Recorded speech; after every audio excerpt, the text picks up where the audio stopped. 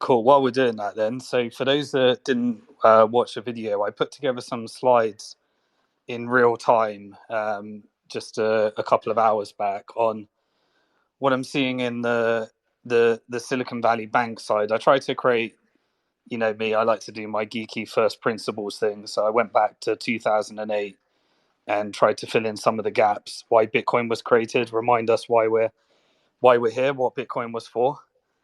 And then I came through to the work we did in 2000 to try and prepare a lot of people for what's coming.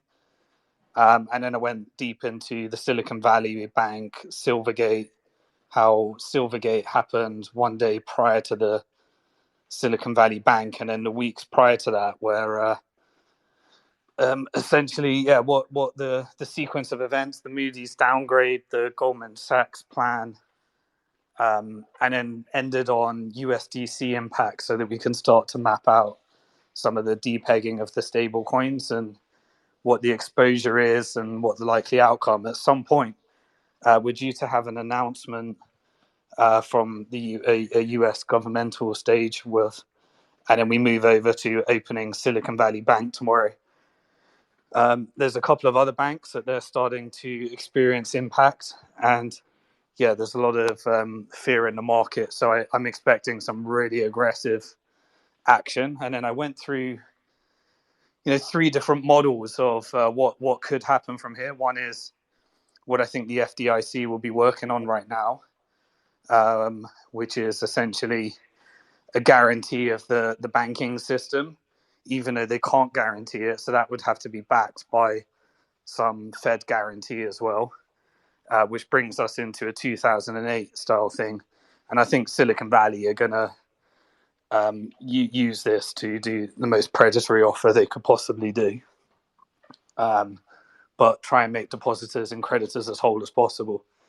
I think it's really interesting for all of us that have been through Chapter 11s of the difference in the speed of execution when it's actually done in a bank regulated environment, because they are actually legally allowed to rehypothecate. That creates systemic risk. And so you have a government effort and you don't start, debating clawbacks and various other things. And we get to see that the safe harbors exist.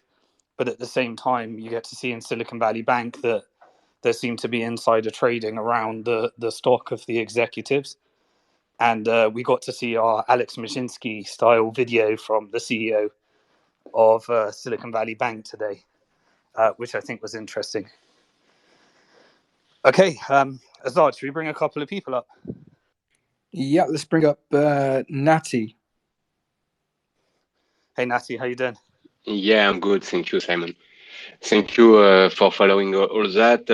I think what are the takeaway from this crisis are the USDC depeg, the no bailout for the silver bank, and the concern of domino effect, so that it's not going to happen. And we need banks run by competent people in the crypto space. I think this is the main point. This is not, yes, BTC was created on the bailout of the bank in the 2008 crisis. But unless BTC become the world reserve currency, we need on-ramp and off-ramps. So yeah, please go if you can talk about the takeaway from this crisis, besides saying that the fiat currency is a Ponzi scheme fractional reserve. If those banks are going down, there will be Signet following. What is going to happen? We need banks that work with crypto, especially with Bitcoin. Yeah, these are the big takeaways. So, which banks are going to work with the exchanges going into the future? It feels like if you could write a conspiracy theory, it would look something like JP Morgan doing, implanting people into the crypto space. So we had these rogue CeFi companies that made complete mockery of Bitcoin, and we all played our part in that in order to not sell our Bitcoin and borrow against it, or generate some yield. And we got first-hand experience of that. And then we all get to learn the cold, hard lesson of what happens when you do that. You end up with a year of hell, with a 27.5% withdrawal fee on your custody that is rehypothecated by a sociopathic narcissist, that then transfers those coins over to somebody that decides to YOLO into NFTs. And then we created the whole thing again.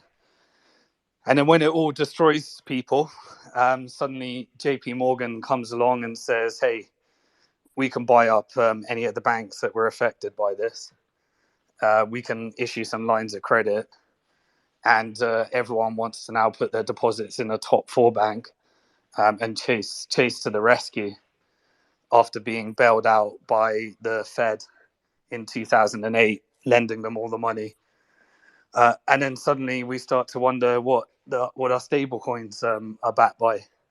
And so, I mean, if you wanted to write, the issue is that the CBDC isn't ready. This would be, from my perspective, the last rollover. And I think you will get a rollover because FDIC doesn't cut the mustard. I think they'll do a free market solution because the narrative of a bailout is just too bad at the moment, given how people are suffering in their cost of living crisis and everything that's happened to them over since the last financial crisis. But it's just that complete gratitude for over a decade of Bitcoin, and all of us just experiencing in our own way what the true value of Bitcoin is, what happens when you go into the crypto market, the whole DeFi experience on Ethereum, that actually some of that worked, but at the same time, proof of work is the true decentralizing factor. Proof of stake has been this somewhat centralized experiment that gave us innovation, and then we got to see the difference between trad DeFi. And I think all of us are just really, really well prepared for what comes next. Hopefully, everyone didn't just get too wrecked, and unfortunately, some people did get too wrecked. So we got to make sure that we get out of these Chapter 11s with the best result possible, because I think everyone's going to be really well equipped at the other side of these Chapter 11s with a really great understanding of TradFi, DeFi, and CeFi, and as much of their savings that we can possibly put intact, and a real appreciation of what Bitcoin's for, what it does, and how we can manage some of those risks moving ahead as well. So cool. Okay, thanks. Who else we got? Thanks, Natty. Celsius Loans. Hey, Simon. Hey, Azad. What's going on, guys? You guys hear me all right? Yeah, we can hear you well, Renan. Okay. 2 quick questions. One non-bankruptcy, one bankruptcy related.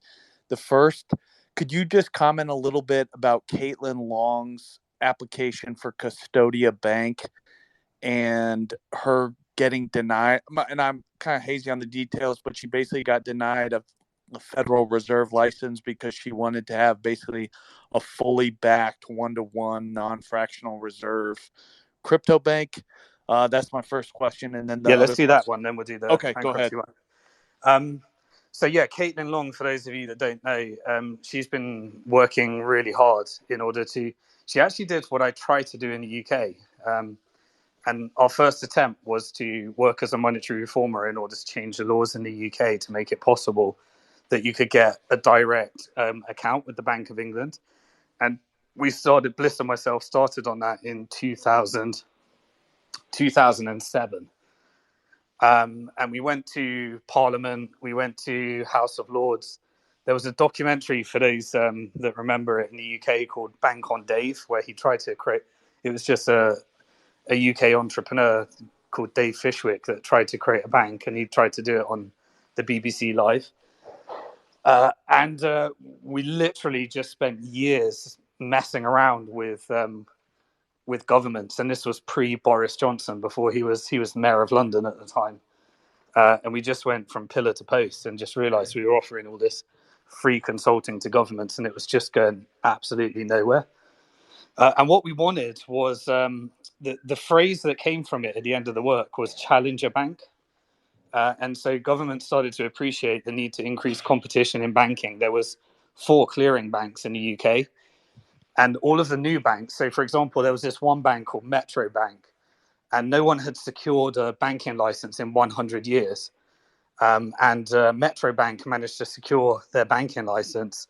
But the condition was that they had to build the whole system on top of Barclays. They couldn't get direct clearing. And so you have a clearing bank that has an account with the Bank of England. If I remember correctly, it was only 4 of them: Barclays, HSBC, Lloyds, and RBS NatWest, which were the same bank with different front ends. The key was to be able to take away the bank risk. So you could essentially do the equivalent of what a CBDC would do. It would allow everyone to have an account with the Bank of England.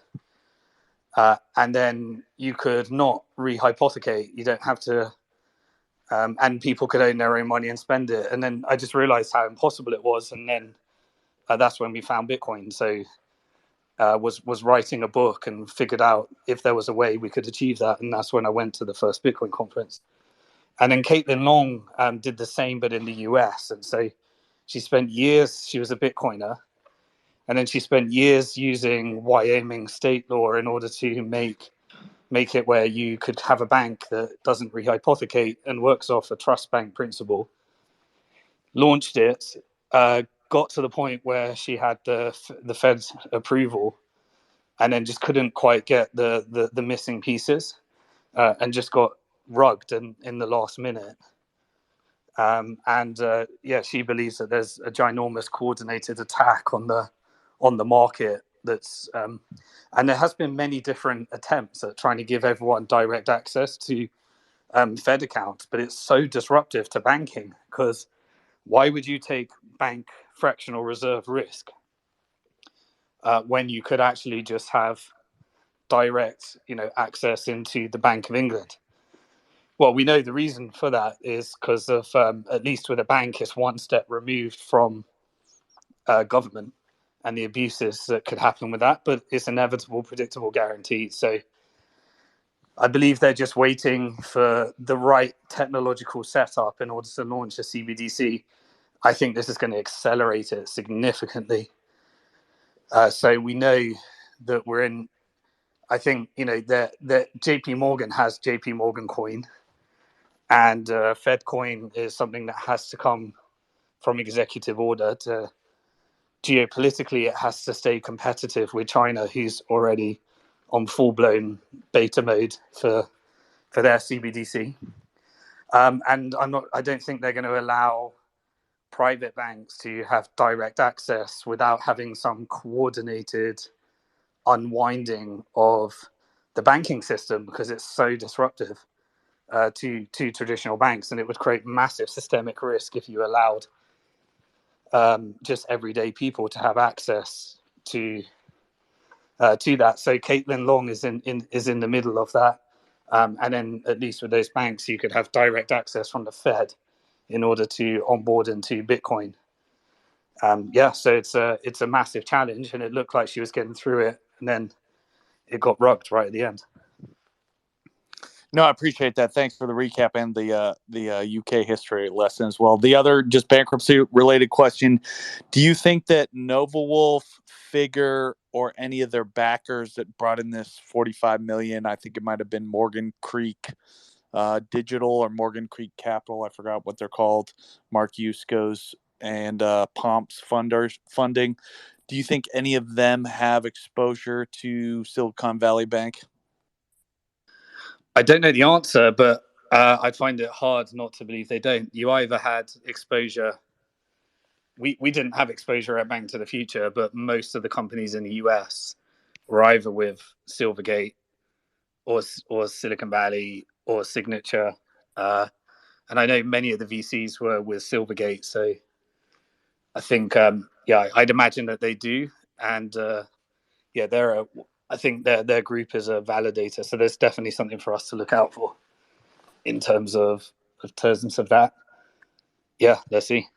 Okay, yeah, appreciate it. Thanks for the time. Cheers, Raymond. Okay, next speaker is Next Gen Model.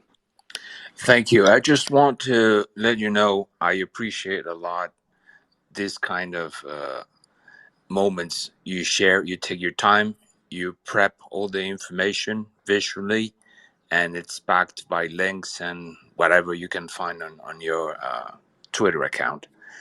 And for what I've learned on this weekend, thanks to these spaces and the tweets from people like you and Celsius and what happened about the Celsius issue with the suing and all the court, perhaps it's the pavement road to definitely a digital currency that has been in the making for who knows when. And there are a couple of tweets I've found in this couple of hours that maybe Elon Musk and other big tech might jump in. And since you mentioned JP Morgan having a digital project on their own, well, Apple Bill and Apple Pay, Apple Wallet are using JP Morgan as the bank to be out there. So what could keep them from just hopping in and taking over? That's what I'm just dropping out there. And thanks for the opportunity and good luck for you guys. Yeah, no worries. There are regulations that exist that would prevent a big tech company from acquiring a bank. In the last Volcker reforms, there was conflicts around, having an operator and a bank within the same group. So there are significant hurdles. Obviously, Facebook before Bitcoin was trying to become a bank. So it launched Facebook Financial Services, I think, in round about 2007. And then it tried to build infrastructure on top of PayPal and failed at that. Then it tried a couple more attempts, and then obviously it had Libra and the political tension around the thought of Facebook becoming the world's largest bank. I think they've now got 2.6 billion people with a Facebook account. That's like 2/3 of the world. And the thought of that happening got so much pressure. And whether Elon could pull that off, I mean, imagine controlling space exploration, what may continue to be the free media, where anyone can have a platform and create their own TV channel, essentially, with Facebook Spaces. Twitter Spaces. And then space exploration. I think Twitter Bank would be a really, really interesting concept. But I think that there's significant hurdles, and I think he's already got enough on his plate. But he did announce that he'd be interested in looking at it. I think I really believe that Silicon Valley should solve the problem of Silicon Valley Bank, but I think they're just going to try and coerce the government into backstopping it, creating, taking on all the risk, and then them being able to profit from the situation. And yeah, it's pretty crazy. Like, I'd love to understand a bit more about. I can't wait to see all the investigations with Peter Thiel and Founders Funds and the sequence of events. I can kind of relate to it from the whole Celsius situation of being a shareholder, being a depositor that would lead to a creditor, having customers at Bank to the Future that were also depositors and shareholders. And trying to think through the responsibilities that you have. And so obviously everyone knows that I just left all my funds in Celsius and went through the process, and other insiders took their funds out of Celsius, and all the consequences that come from that, and the reputational consequences and the conflicts. And let's see, the parallels are just, I'm just so grateful that we got to experience this for the last eight months or so, And then we get to see it in, I guess, outside of our crazy Twitter bankruptcy, in Twitter lawyers and Twitter jury, and then see it at this scale at Silicon Valley Bank, where you have somebody that sold all their stock. Then you have the big VCs and the big players that had access to information at different stages, and what is their responsibility? So they go on TV. Did they pull their funds before they go on TV? Did they decide to go on TV? Did they tell their clients? Which clients did they tell? How did they do that? All of that should be investigated. And then also just seeing the speed at which it operates without all of the clawback arguments as well, where you can see, imagine if they were just debate going into Chapter 11 like Lehman Brothers did, because they were an investment bank, and then you have these months of exactly what we've been through, and then you have to have all the clawback debates. You can see why those processes exist, and why we need to have a safe harbor within the crypto sector as well, because it would just be a disaster. I think that's really interesting timing for everyone to learn from. All right, thank you. Let's bring on David Tooell. Yes. Hi, everyone. Simon, thank you very much for hosting this, and a big fan for a long time. I'm a bankruptcy lawyer by training and by practice earlier in my career, and I also traded distressed debt for a while, and as a hedge fund. Where have you been for the last 8 months? We've needed you. Oh, no worries. And now but however, I'm a turned crypto. I wouldn't say fanatic, but certainly supporter. I run a crypto fund by the name of ProChain Capital, and it's interesting to watch the convergence of kind of all different pieces of my background that you wouldn't have thought would come together. But it seems that to me that Silicon Valley Bank failed because of a failure in its treasury management and a liquidity mismatch. Whether people are culpable and did it knowingly or were absolutely, negligent or grossly negligent, we'll go ahead and, probably wait to decide on that for, some hearings that will, follow in Congress and so forth. The fast deposit outflows forced to sell assets to recognize losses. And we have to recognize that likely the rapid outflows and the asset losses on some of the safest assets in the world, by the way, treasuries, were precipitated by the Fed raising rates really fast and in large increments. And now the Fed has to consider, along with the rest of the administration, whether it's going to break a lot more systemically important enterprises and functions in the process of leading an inflation correction by raising rates rapidly. And it's not enough for the Fed and the SEC to focus on direct consequences, but the indirect and unintended consequences as well, such as, the small depositors at Silicon Valley, the folks that work for a lot of these venture capitally backed companies. And if the Fed, I think, fails to stem the tide from Silicon Valley, and I think this is really the greatest concern after they decide whether they're going to go ahead and backstop the deposits, will the failure precipitate and we will be the witness of other bank failures, right? And if that's the case, that's their greatest fear, I think. The Fed, the SEC, President of the United States, and Congress are going to be in big trouble because they will then be forced to go ahead and pick winners and losers in the bankruptcy in banking. If they bail or if they backstop, I should say more accurately, Silicon Valley, and they didn't go ahead and do the same for Silvergate, okay, I think they might be able to get away with it, even though they clearly picked a winner and a loser. But if this goes on, we're going to have a much greater focus on this, the calls and the volume on how Congress and the administration are making certainly losers out of certain enterprises is going to be, very much called out, and folks are going to find themselves either on one side or the other side of history. Yeah, absolutely. So I think the most interesting thing is, for me, it was definitely going to be a 0.5% hike. and the political pressure for the Fed to switch policy based upon this is going to be interesting. We just can't change the fact that there is only two choices: recession, potentially depression, or inflation. And I think they're going to pivot. I think they're going to have to pivot back to inflation from this.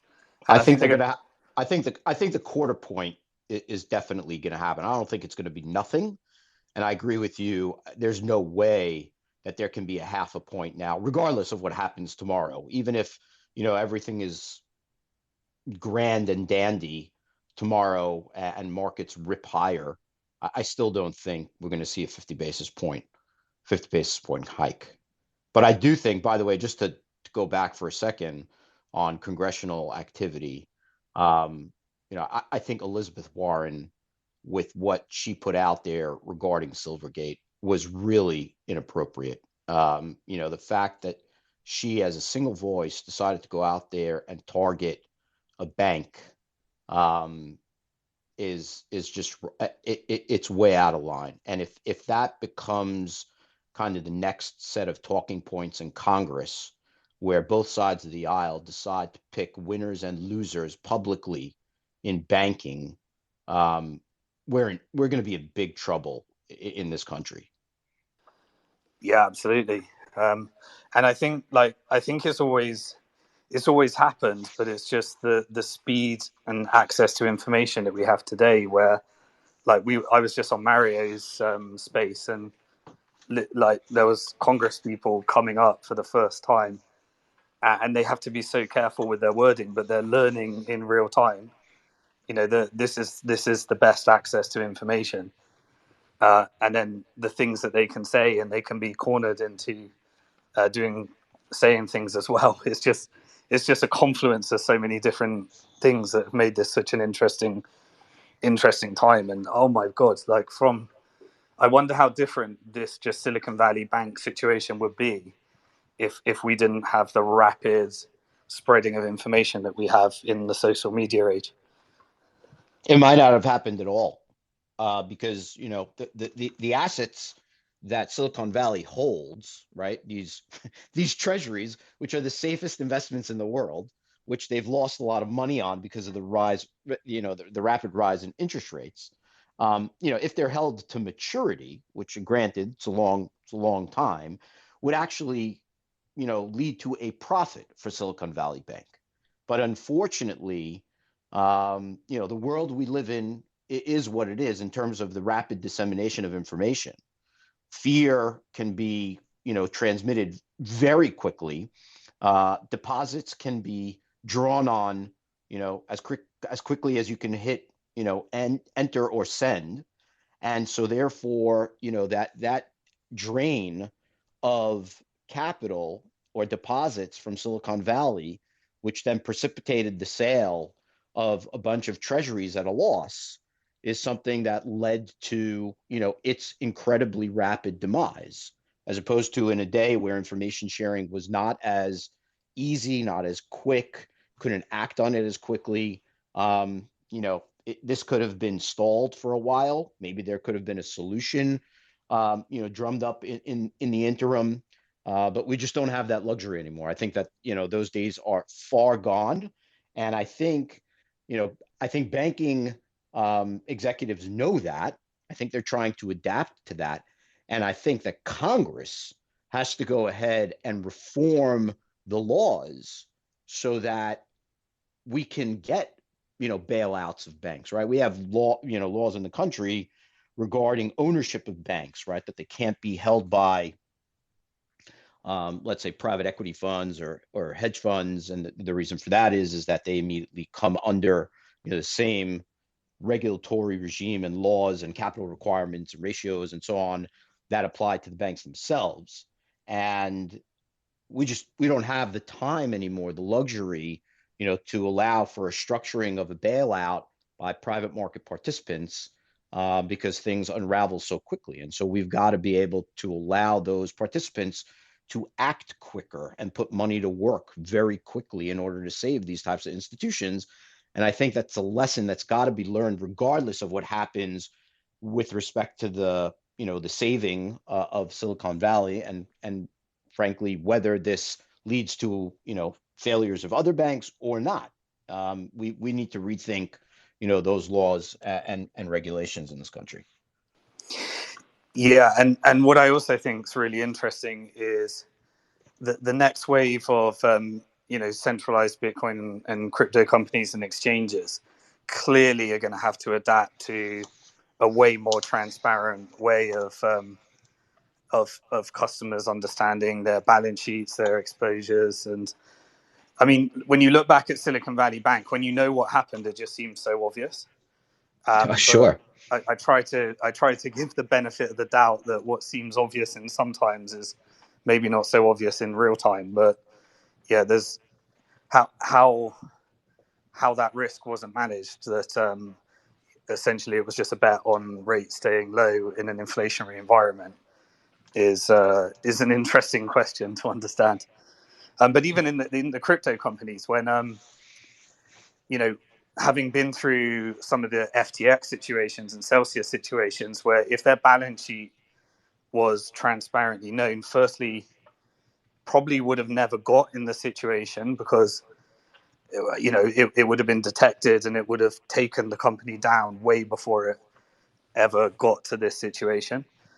But also just exposing the weaknesses in things like illiquid tokens that were making up a significant portion of the balance sheet that was being used to represent the solvency of the company.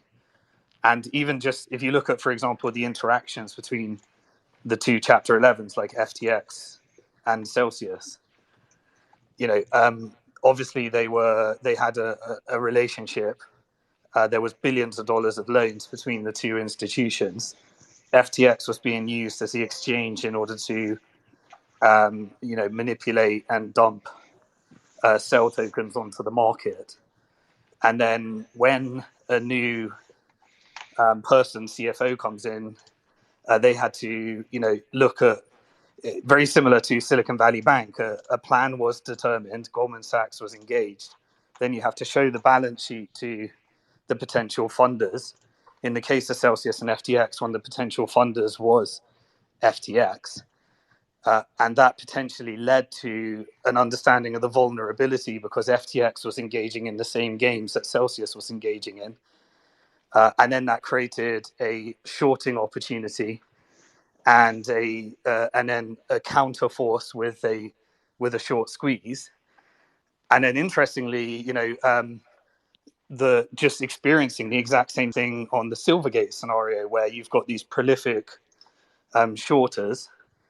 And in what we discovered over the last few days is that one of the ones that was attacking me is teaming up with one of the short squeezers that identifies with the scammer in Celsius, the CEO. They haven't quite figured out that relationship yet, and yet the shorters and the squeezers are combining in this interesting scenario when they're actually attacking in the same way with the Silvergate situation. So I find this whole comparison between the traditional markets and the crypto markets, but the only difference is that you can see those exposures. So transparency in the future as a result of this, it's going to be really interesting. Humans act the same no matter what the asset class is.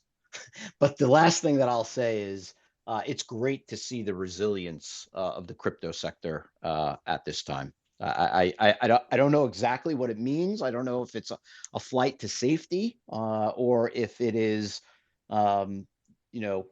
hope regarding a deal for Silicon Valley Bank before the end of the day, before Asian markets open, and a risk-on environment for tomorrow. But nevertheless, I'm happy to see the resilience of crypto, and frankly, the decentralization story, frankly, is one lesson writ large through this that we should see, and hopefully we'll get to that sooner rather than later in this timeline of banking. Yeah, absolutely. Great to speak to you. Please do come up again when we do quite a lot when we go really geeky into the bankruptcy stuff in Celsius and all the other cases. And we'd love to have your knowledge in the community as well. So thanks for sharing that. Thanks, Simon. Yeah, and yeah, I share your sentiment. If I think back, if I was dealing with this Silicon Valley Bank situation, with the potential of all of the FUD that might turn out to be fact next week, starting tomorrow,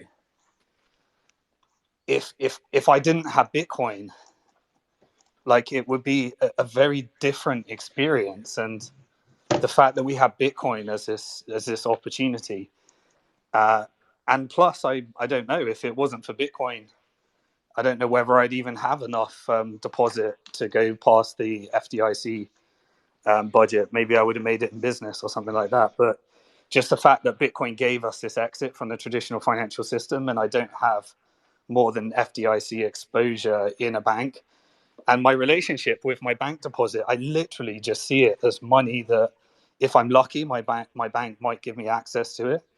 Every time I request to make a payment, I know I'm going to have this ginormous hoo-ha of sending all these documents and trying to get the money. I spent the last 9 months just trying to make a couple of payments of getting some money out of Stripe and into a bank account and over to a different company, and you feel like a criminal at every single step of the way. And in that time, it's been inflated away in value, and I just don't see it as my money. I just see it as money that, if I provide enough documents, and if I'm lucky enough, and if I wait patiently enough, then they might give me access to that money at a bank. And we live in a world right now where we've just accepted that our money isn't necessarily ours. It can't necessarily be spent, and it's destined to go down in value the harder we work, which is and Bitcoin created an alternative for all of us. I'm just so grateful that it's there. Okay, who's next, Azad? Okay, let's bring up. See, Joe Le. Hey guys, yeah, just to continue on the great conversation Simon and David were just having. I'm thinking this through and how bad this can be. I wanted to get your take, but right now everybody kind of thinks it's isolated to these tech banks and crypto banks, but the reality, I think, is that every single person in the country and every business that has an account with more than $250,000 is now thinking, should I be leaving my money in some regional bank or move it to one of the big banks? So we've seen what the contagion is like in the crypto world. I'm just thinking like that in the banking world, if even 5-10% of account holders move their funds, to the big banks, it'll cause a massive contagion and a run on the bank, on all these regional banks that I'm sure, it's not just the Silicon Valley banks that were doing these long duration unhedged bets on treasuries. There was so much money being flooded into the system with zero interest rates. I'm sure most banks are probably offsides, and if there was a run on the bank of even 5-10%, the contagion could be absolutely massive. I mean, unless like the Fed literally comes out tomorrow morning saying we are backstopping every single bank up to $5 million or whatever. I don't even know if that would do it. They would literally have to like backstop the entire banking system, which I doubt they're going to do. How are we not going to see like a massive ripple effect? Yeah. So I guess if you look at it, so most people just fit within that FDIC limit as individuals, and most rich people don't hold that much cash. They'd have it in treasuries or investments or stocks or gold or whatever, or Bitcoin. So the exposure is the businesses, because you can't play within that FDIC limit. If you've got 100 staff, then it's not gonna this doesn't get you through one payroll. So the real weakness in the system is businesses, and I guess that's why we're dealing with Silicon Valley Bank, because I'm sure many others have had the same strategy. It seems like right now an obvious hedge, because you can hedge these risks, and why it wasn't hedged is something we need to understand, or we will understand in the future. but with hindsight 2020. But yeah, I mean, the lesson is, if you're an individual, if you haven't reached a stage where you've got that much money in your bank, then as soon as you reach that stage, you should be putting that into different investments. And it's kind of also an education, and probably the biggest sales pitch for US treasuries the world has ever seen now. That people are this. If you could create a conspiracy theory, the government has reached a debt ceiling. The US government needs to find new markets for to roll over its debt, because it is a Ponzi scheme. It needs new investors in order to pay off old investors. This is probably a really good way of selling treasuries, because everyone above 250,000 will go for treasury exposure, especially now it pays better yield than you would get at a bank. And if you're above the 250k, most people can operate within that for meeting their everyday expenses. And you shouldn't have that much in a bank anyway. It should be in some kind of trust custody or invested in stocks, Bitcoin, gold, whatever it is you have. But yeah, so the businesses are the ones that have to take that exposure. So that might be a bit of a reform that comes through. And then in order for the Fed to backdrop the system, that's not something the FDIC can just do. That's Congress. That's Fed. That's I don't know what the process is, but that's something that would have to go through a serious process. So it would only be done in absolute disaster, because it would be a huge exposure that they'd have to add to the balance sheet. Whether FDIC can, I mean, maybe FDIC can create higher tiers of insurance where you can contribute more in order to have, and then that will create different tiers of banks. But I can only see this leading to more and more centralization of incredibly powerful, incredibly big, too big to fail banks. And the only end game that I can think of, it all leads to that one end game, that one day the disaster is too bad that the only thing you can do is let the bank go bust and replace all deposits with the CBDC. It's the only game in town. I can't see another outcome in the end. I think we've only got one more rollover. I think we'll figure this one out. I think there's a lot of money concentrated in the hands of a few that will end up figuring out how to use crony capitalism in order to get the government guarantee at the same time as figuring out how to privatize the profits and socialize the losses. It won't look the same as the last one. In 2008, it was a debt crisis. In this one, it's an equity crisis.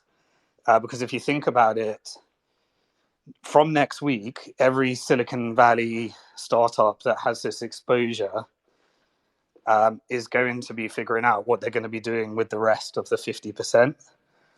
And if they need to raise, if we get FDIC that says, here's a guarantee, they've still got to go out and raise the additional capital. That's going to create significant shrinking of equity valuations. And then you've got the combination with private equity and public equity, like ETFs and different companies like Cathy Wood's type products, where there's going to be significant revaluations, which would then need to be marked to market if they do a down round.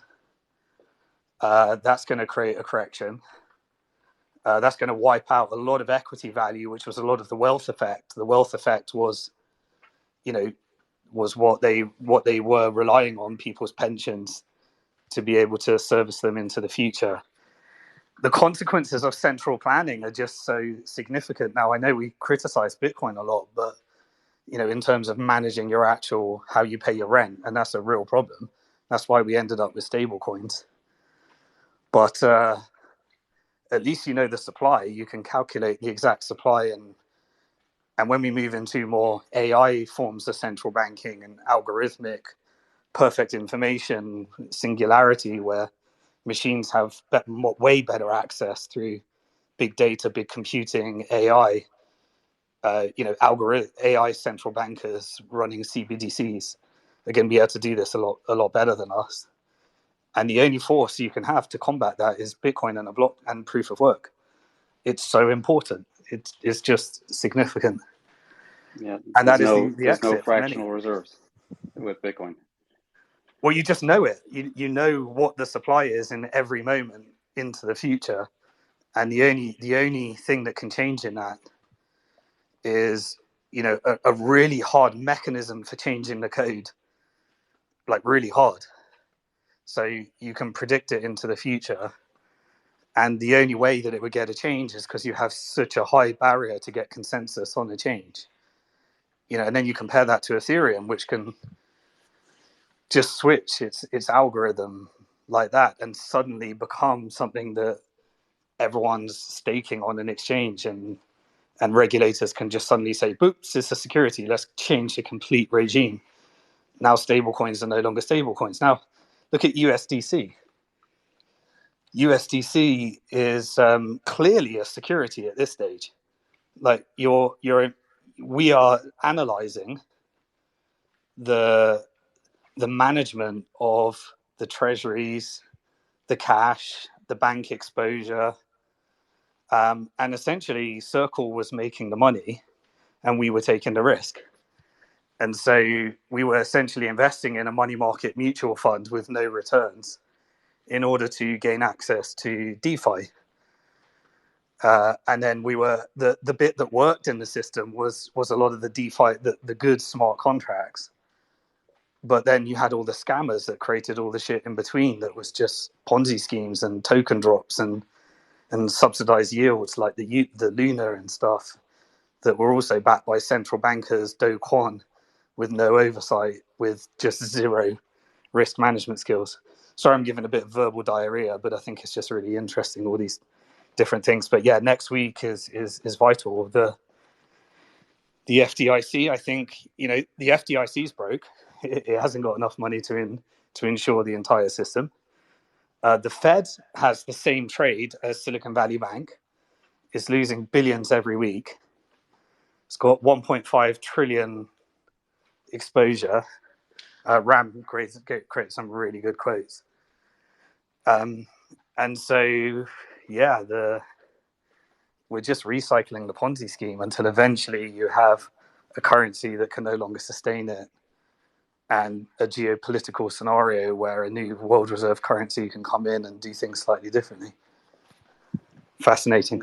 It's absolutely wild. I mean, they're probably not going to be able to backstop it, and even if they do, they probably won't do it quick enough. And I think in SPV, like something like 97% of the dollars tied up there are from accounts over 250,000. I'm pretty sure it's something like that. And it's probably the same thing in most banks. Most of the dollars in circulation are probably held by large accounts. And if those account holders need to protect themselves and start moving funds around, and most of these banks have those funds tied up in these long duration treasuries, I don't see how any bank would be able to sustain a bank run like that. This could be massive. I mean, USDC, we thought is the safest thing in the world. They may have like significant issues here. I mean, hopefully it's just SBV, but if it ends up being Signature Bank and all these other banks, who knows how much they have in those accounts. Yeah, thanks a lot, Joe. I've invited Tone Vase up. He's an old school Bitcoiner, if you don't know him. I've also invited Jesse Powell, CEO of Kraken. Love to hear from you. But who's next, Azad? We've got Power. He's been waiting a bit. Power, can you hear us? Yeah, I can hear you. Thanks a lot for bringing me up. Hey Simon, how you doing? I've been listening to you for a while. I've never actually got to speak with you before, so it's a pleasure. So I just wanted to ask, could you just give your opinion, your perspective of what the path forward for Bitcoin is, with CBDCs and the banking cartel, the powers that be? What do you see the path is for Bitcoin? Can you talk about the Lightning Network? Like, will we ever get to this hyper Bitcoinized world where, we're transacting in sats and is the Lightning Network, is that going to solve the problem of Bitcoin the block size, where like just give your perspective on the future of Bitcoin, Sure. if you could. Sure, yeah. So I believe that I don't believe we move to hyper-Bitcoinization. I think hyper-Bitcoinization is here already for anyone that wants it. So I genuinely live my wealth, my savings, my future is Bitcoin with a bunch of hedges so that I never go broke again. And so if Bitcoin were to fail, I've just set my life up where systemic risk events, I just at an age in my life, and I've been broke before and I don't want to go broke again. And so I've just set up lots of hedges, but my future is Bitcoin. So I live in a hyper Bitcoinizations world. If I want to, the reason I was in Celsius, it was a bad investment, but I wanted to borrow against my Bitcoin without selling it. And I wanted to earn enough yield to pay the interest, and that completely backfired. Should have known better. But, it doesn't mean I'm giving up on that, because we're seeing layers of innovation with Liquid and Lightning, where I think all of this is going to be possible into the future. And so I see a two-tiered world, which is the only way to save the banking system without everyone's deposits getting destroyed is to allow the banks to eventually go bust and replace them with a CBDC. So everyone will have an account with a CBDC, and you will manage your spending in your CBDC. But it will be hugely censored, and it will be algorithmically optimized for the goals of the bot. And that may not be in line with your personal freedom privacy goals. So you need proof of work in order to regulate the CBDC. And that's where Bitcoin comes in. It's if the CBDC gets too intrusive in your life, then you just opt out with Bitcoin. And, the AI can not take down the proof of work. So that's what I see the future is. We can be patient with Lightning. When I was in El Salvador, everyone was using Lightning before they were using Bitcoin. They weren't transacting in Bitcoin. They were all transacting with Strike and Lightning apps. So the countries that adopt that, it's just the financial education of understanding that Bitcoin is useless for, not because of the speed or the block size. It's just useless for managing your expenses when you have to pay your rent in dollars or your mortgage in dollars. And then Bitcoin is volatile against what any relationship where you earn in one currency and pay in another currency in a hyper speculation environment is just impossible to manage. So that's where the next round of applications and stable coins and integrations and all of that stuff, we've got so far to go. But the base layer is here, which you can now save and exit. And as long as you can accumulate enough fiat to meet your expenses, you can save in Bitcoin. And anyone can do that if they can get the financial planning right. And so, yeah, that's the two-tiered world that I see is the only way to solve the banking issue eventually is to let the bank go bust and replace everyone's deposit with a wallet in a CBDC. And that's a deleverage, because the money wasn't created as debt. And there was no introduction of a new money supply, and you can auction off all the assets, just like what we're seeing with Silicon Valley Bank at the moment. But it takes out a lot of the debt in the system and a lot of the risk in the system, but it comes at the expense of your privacy and freedom. So you need an opt-out. Cool. Okay, thank you. So we got Tone and Jesse. Do you want to add to the conversation? Sure, happy to add, unless Jesse wants to jump in front of me. Feel free. But I don't know how much time you have, Jesse. I'm sure you have way less time than I do. So real quick, go ahead, Jesse. Yeah, go for it, Tone. All right. So there is no issue with the block size. You don't have to worry about that. Bitcoin is going to be the solution eventually. Now, eventually could come sooner than later. And the more these kinds of bank issues pop up with private banks, the closer we are to getting those CBDCs sooner, which is not good for your freedom. And also, the sooner we are to people adopting Bitcoin, which is good for your freedom. So the more of these incidents happen, the faster both of the things go down. Now, personally, I would rather have Bitcoin have a few more years of building out the infrastructure to have to take on the kind of stress test of the failure of private banks. But hey, sooner than if I had to choose one, whether 10 years from now or next year, I'll go for next year. Though in a perfect world, another year or two of Lightning, another year or two of Liquid would be nice. Bitcoin in a slight bull market would have been nice as well. People would have been a little less hesitant to jump into Bitcoin in this situation now that it's currently still down like 65%. So the timing isn't ideal, but hey, it is what it is. And it depends how the government handles this. Simon and I have been in so many spaces over the last 24 or 48 hours. It's insane. So the government could potentially handle it where there is no contagion, and then people will be okay for maybe another 6 months to a year before more banking issues come up. Or they can completely screw this up, and based on the current administration, it is more likely they're going to screw it up than not, because that's all they've done over the last few years. And if they screw this up, then there is going to be a bit of a bank run all throughout the US. And again, that speeds up both things. The governments are going to say, okay, so it's a failure of capitalism. Therefore, we're going to just provide you with the money through a CBDC, while people rush into Bitcoin.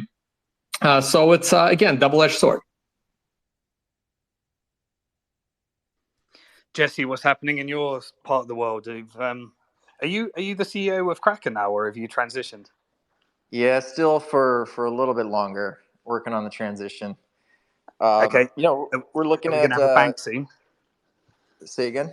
Are we going to have a bank soon? A Banksy? A bank. Are we going to have one soon? Yeah, a bank. Yeah, I saw Caitlyn Long was in the audience a minute ago. It'd be great to hear from her. I'm sure she's closer to this than we are. She's got her lawsuit going. Who knows, man? We'll see. We're working on it. We've got a path, to just go ahead without the Fed master account. We're in a bit of a different position from Custodia. But, it's funny that these full reserve banks, which would have prevented a situation like this, which is what ordinary depositors want. They just want basically a demand deposit account. They want to know that their money's there. It's not being gambled with, and that they can withdraw it at any time. And it's so ironic that the Fed has been basically illegally blocking these full reserve banks from going live. Meanwhile, they basically allow these situations with these traditional banks to blow up, basically. I mean, the fact that they're able to buy these 10-year notes, meanwhile running a demand deposit operation. This is basically just be like a crypto exchange offering ether staking, but with the ability to withdraw your ether after you stake it, at any time, basically liquid ether staking. Meanwhile, the exchange doesn't actually know, what year they're actually going to be able to unbond their ether, but they're processing withdrawals anyway. Obviously that's a recipe for disaster, yet the banks are doing this stuff. So, we don't know what the balance sheets of other banks look like. Hopefully not everyone has taken out these 10-year treasuries. But, there's definitely something here that the banking system, some risk management that the banking system can learn from crypto. And I think if the banks want to keep investing this way, they ought to set up some kind of explicit bonding periods, where if you want to get yield on, $50 million, then you've got to lock it up for some amount of time. And, there's a thawing period and the bank can better manage the risk. But it's insane to take, billions, tens of billions of dollars that can just be instantly withdrawn and lock that up in 10-year, staked assets, basically. So, it's funny that there's been all this attention on crypto, yet the banking system is what's really extra risky. Yeah, absolutely. I just invited. You know, such a rough analogy for some of us Bitcoiners who have never held a single Ethereum. Unfortunately, you lost me there. Okay, this is like you can use the time lock. It's like if you time locked your Bitcoin up for 10 years. No, I was kidding. But it is kind of true for some of us that never held it either. Hey, Tone, you're going to be staking your ordinal soon. It's coming. We'll see. I invited Caitlyn Long up, but I think she disappeared. She got bored with listening to me, so she might be coming up. I invited her again. Yeah, it'd be great to get her on. Yeah, I've always wanted Jesse and Caitlyn. That's a good combo. Right, is anyone who else? Azar, do you want to bring up, see if anyone's got any questions? Yeah, let's bring up Oz BTC. Morning, everyone. How are we doing? You really are an Oz BTC. Hey, Oz. I really am Australian, yes. Quick story. I was on a space last night, and this guy named Dylan came on. It's probably early 30s. And he was telling us a story about how his great-grandfather founded Northwest Bank, which became Wells Fargo eventually. And a lot of people just dropped their jaw. And I said to him, "Well, can you create us an honest bank that doesn't use leverage?" And he just pissed himself. And then a lot of people were asking him, "Oh, mate, what are you worth?" And I went, "Just because his grandfather started all this, it doesn't mean he's worth money."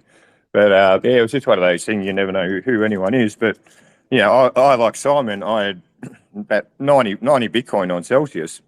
When Luna got attacked, I sold it to the only coin that didn't get attacked that day, which was USDC. Yeah. So I'm hoping by the time it all comes back, it's not worth zero USDC. But yeah, as I say, I looked on the day, and the only stable coin that sort of didn't get looked at was USDC. So I saw the news come over Thursday, I think it was, and I just went, "Oh my god! Oh well, it's what it is." But I'll tell you a worse trade, Oz BTC. So BlockFi, through insane risk management, got on the wrong side of the GBTC trade, on the wrong side of 3 Arrows Capital, then ended up trying to fix their problems with SBF and FTX. When that went wrong, filed for Chapter 11. And the first thing they did is they sold all the Bitcoin for dollars, and then they deposited it at Silicon Valley Bank. How's that sound for a trade? Wow. Yeah. Wow. I did not know that. That's probably on par with some of Caroline's trades in the end. Yeah, screwed. And Azad, my co-host, is a BlockFi creditor. I'm sorry, Azad. So on this space last night, there was about 30% of them were saying this is going to be a nothing burger. But I think all you guys understand that the exposure is not yet known. But I think this week we're going to know exactly how exposed, retail, whatever it was, to this bank. And I asked them what was happening on the ground in America. Is the common people, the normal people, are they withdrawing money and putting it in the top four? Definition of a bank run is getting your money out and then trying to put it somewhere else. So it could be in Australia we have the top four banks that everyone uses, and then we've got our building society banks and stuff like that. So I'm wondering in America now, is everyone not going to trust these little banks? And that they were expecting the government to bail them out, but a lot of people agree that they don't think the government's. I don't think they can step in and bail them out because that's just moral hazard, isn't it? Well, real quick, I think the Silicon Valley Bank situation is a really, really, really big deal. And it's not a single big deal. Like individually, it might not be huge, but there are 5 completely independent storylines here because this bank was both a retail bank and a major liquidity provider to the startup tech sector. So independently, that's a big deal. How the FDIC and the government are gonna, and I hate to use the word bailout. Like this is potentially the biggest confusion is in the language. When the language is bailout, a lot of people think that you're actually going to bail out the bank. When in reality, no one wants to bail out the bank. People just want to make the depositors whole. So using the proper language makes this a whole other independent storyline. You have the wrong language here, and all shit can hit the fan. The potential contagion of other bank runs, just the individual potential hazard, like the real cause of this. Some people think that the Fed is 90% the cause, and other people think that the Fed is only 10% the cause, while there were other issues like too much lending to risky companies and the Peter Thiel caused the run on the bank. Like the individual storylines all together make this a super big deal where any one of these 5 things could be a giant national issue if it's not handled properly. Yeah, I think all that stuff, like the big thing is just these 10-year notes that they have that they now have to sell at a discount because of the rising interest rates, which the Fed promised wasn't going to happen. So the Fed basically just blew up all these banks holding these long-term, what should be like right, very low risk assets. We can. I'm not going to make the argument, but I can easily debate all day that the Fed was maybe 10% at fault because that gap was only a few $1 billion gap, which could have easily been covered if $42 billion of money didn't panic out of the bank in a single day. So while that could have been, that last little straw, it's not the main cause of how this whole thing went down on Friday. Yeah, but the main problem is basically like the bank assumed that like it was not going to have this quantity of withdrawals, and fundamentally, like, can any bank ever make that assumption ever again? Or unless you have explicit like CODs or some sort of lockup with the deposits, you basically have to assume that like you could have complete 100% withdrawals on any given day, right? Like at any point, some kind of FUD could come out that causes everyone to want to withdraw. And so you can't be spending that money that you need to like keep in the cash register.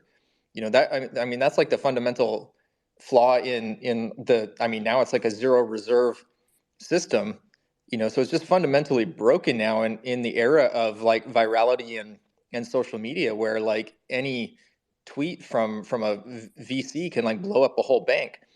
They just can't assume that the money's going to be there, and they certainly can't lock it up for 10 years. So what can we learn from a well-run exchange like Kraken, versus like an FTX? So obviously, if a client is putting money on a platform to trade, it's held in custody, and then if they want to, borrow against it or use it as collateral, it's moved across, to another segregated account. Then if it's staked, it's invested in a different way. If an exchange like Kraken can be profitable under a full reserve model with financial products, why can't a bank? Yeah, it's a good question. By the way, I want to point out that Caitlyn's back in the audience. I did invite her up, but she's not accepting. When you invited me, actually, I lost the invite somehow, and I had to like re-request it. Yeah, Caitlyn, if you can request. To answer your question, Kraken obviously is taking a fee. The crypto exchange business is not driven to the kind of like fees or margins that the banking system might be. There's just a different order of magnitude of competition among banks, and I think that these risks are largely externalized, and they're not like top of mind for people. When people are shopping for a bank, they're just thinking about like the lowest fees. They're not thinking about security or risk or things like that. Whereas that kind of stuff might be top of mind for crypto, and that kind of stuff enables, I think, the crypto exchanges, at least today, to to actually charge fees that pay for the service. So, the banks have basically got all the fees to zero, and they're making money off of making these risky bets. Whereas like the crypto exchanges, with the absence of some license that lets us run a fractional operation, we've forced to make money. And so we're all sort of on this level playing field, at least the ones that are operating legally. Obviously, if you're an FTX, you're misappropriating client funds or just doing whatever you want with them, you might enjoy a competitive advantage. And that might be a reason to suspect an exchange that has, let's say, suspiciously low fees, if you don't feel like they're actually making enough money to support a proper security or risk program or, audits and things like that. I would be suspicious of that. But, so it's just less competitive, I would say. And it's sort of a necessity now that we charge fees to pay for this because, we're actually not allowed to do this kind of stuff. We just take client funds and make random investments with them. What about the disadvantage of not printing your own token? Yeah, it certainly is a disadvantage. However, I think that obviously comes with like a huge amount of like regulatory risk. I don't know that there's a reason to do it. I'm very suspect of tokens that just exist for no apparent reason. And these exchange tokens, especially, are I think super risky from a regulatory perspective, but also, I think that we should look at how they're being used in the market. Are they being used as collateral for loans, or what is the majority owner or holder of those tokens like doing with those tokens? I mean, we haven't seen like a major crackdown on one of those yet. FTX kind of fortunately just blew itself up, but I think there's some other tokens out there that people should be thinking about. I'm sure like the SEC and the DOJ are all looking at that kind of stuff. So Caitlyn, you want to do full reserve banking. You don't want to print your own token, and you're too risky for the financial system. What's going on? Good question. Unsafe and unsound to back every dollar of demand deposit with $1.08 in cash on deposit at the Fed. So obviously Kraken is experiencing the same thing because none of the Wyoming special purpose depository institutions has been let through by the Fed. And interestingly, the person at the Fed who's responsible for applications is the same person who on Thursday morning, while the Silicon Valley Bank run was in full swing, made the statement that I've cited a couple of times, and it was during his crypto speech where he said, essentially, if you're a Fed-regulated bank, you don't have bank runs. So go figure. That sounds like a Mashinsky quote. Well, it may be the worst timed regulatory quote in history, right? Jeez. Yeah. So share a bit of your experience about why you wanted to create full reserve banks, banking, what like the business model would be different, and why it's not getting through.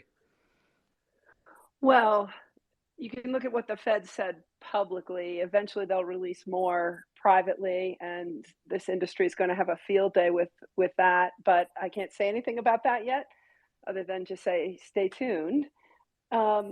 But the concept is basically the Silicon Valley and Silvergate bank runs are Exhibit A for why banks really should not be investing customers' demand deposits in anything other than cash.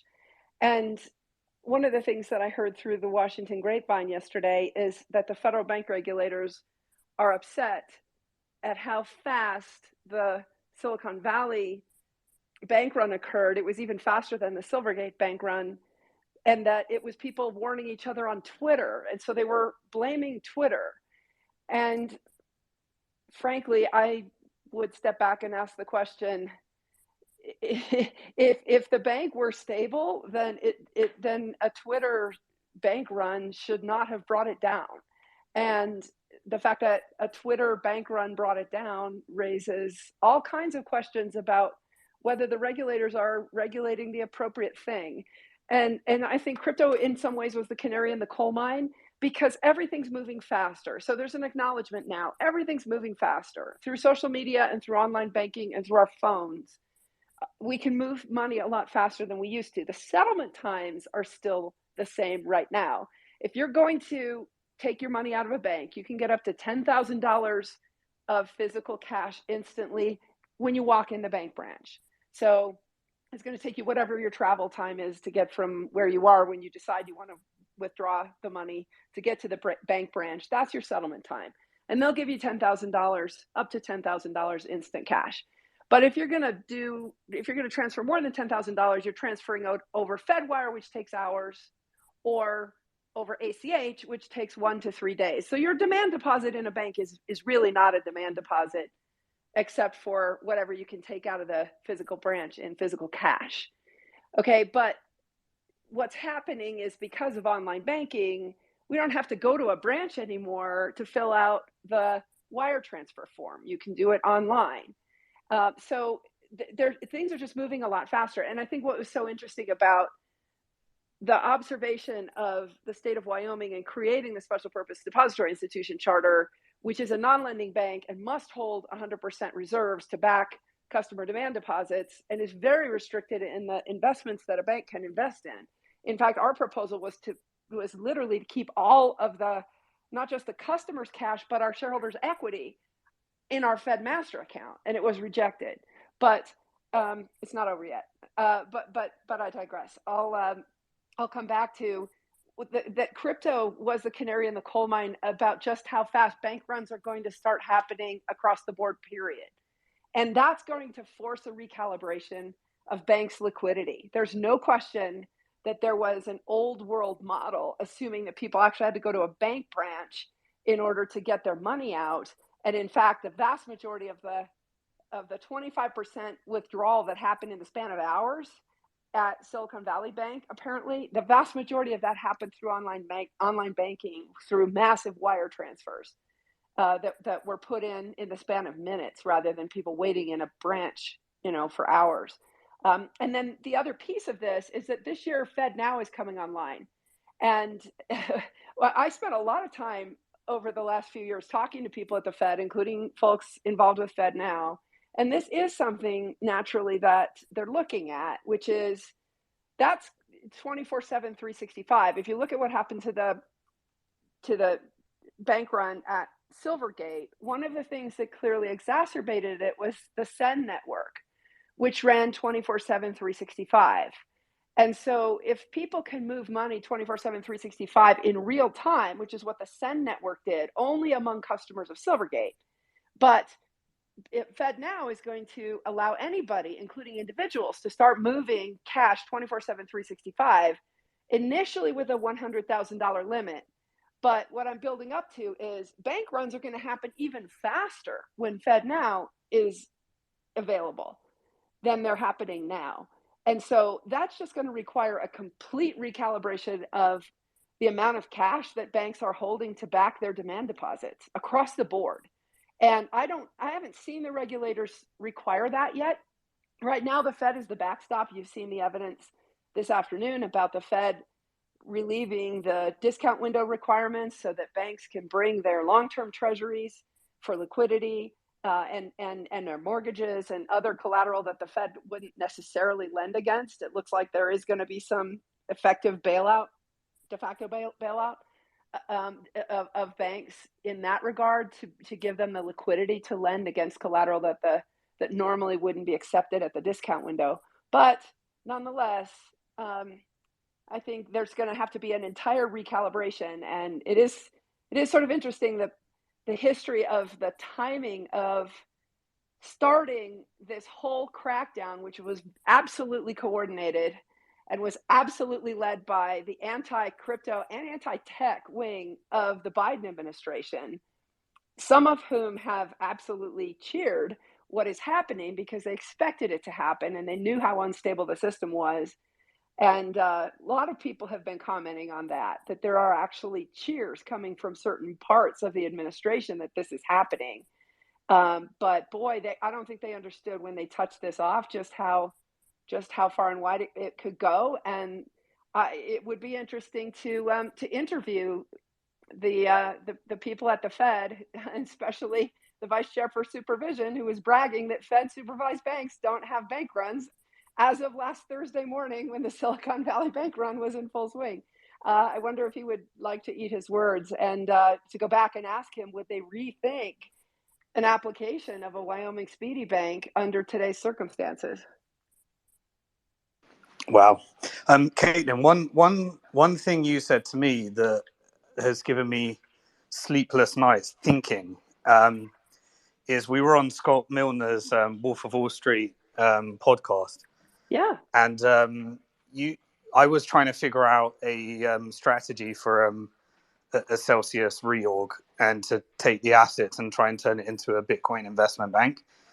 And you said to me, by definition, if someone's over collateralized, someone else is under collateralized, and there's no way of generating yield in Bitcoin. Could you go into that, because it really stood out to me, that quote, and I was really trying to think of a model from there. Yeah, well, so it's interesting because that's a zero-sum game, right? There is never going to be more than 21 million Bitcoins. And so if somebody is long collateral, that means somebody else is short collateral. It's a closed network in that regard. That it's closed loop is probably the better way to put it. The interesting thing about the US dollar and what's happening in the banking system is, of course, the Fed can always create more US dollars. And one of the things that has happened is, because they were instigating quantitative tightening to shrink the balance sheet, if you look at the data in this regard, they were taking more of the reserves out of the small banks than they were taking out of the big banks. And so the big banks are still flush with deposits, frankly, paying virtually no interest on them, trying to get rid of them, whereas the small banks were deposit starved. And it actually did, speaking of the crypto industry, it fed into why the FDIC Inspector General report said there were 136 banks that were either already active in crypto or were planning to get into crypto. That's a lot more than any of us knew about. And I think a lot of those were the deposit-starved community banks. And they recognized that this industry was an industry where they could get some deposits, and they were deposit-starved. One of the sad things about that, though, is, as we know, 11 banks were caught up in FTX wire fraud, according to that same report, many of whom were community banks. And we don't know what the regulators are going to be doing about that FTX wire fraud. It was not just alleged against Silvergate and Signature, which has gotten most of the attention. That FDIC report showed there were 9 banks other than Silvergate and Signature that were involved in wire fraud. And I suspect what they're getting at is that FTX had customers wiring to Alameda's account instead of FTX's account, and none of those 11 banks caught it. And we don't know, well, allegedly, and we don't know what the regulators are going to be doing about that. But coming back to your question, Simon, that it's just simply a fact that it's a closed loop system. Bitcoin's a closed loop system. Nobody can create more. The Fed can always create more US dollars, but it was the fact that it was shrinking the US dollars on its balance sheet that was definitely a contributing factor to what happened with the bank runs, for sure.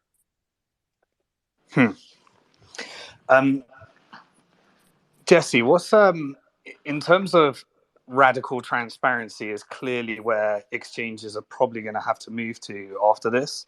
I think we're all going to have PTSD, and and really want exchanges to win our trust while we're trying to use them to come in and out, off board, on board. Now, there's a real danger in proof of reserves telling half a story that reassures people, but it seems like there's no substitute from meeting public reporting standards and getting good old-fashioned audits.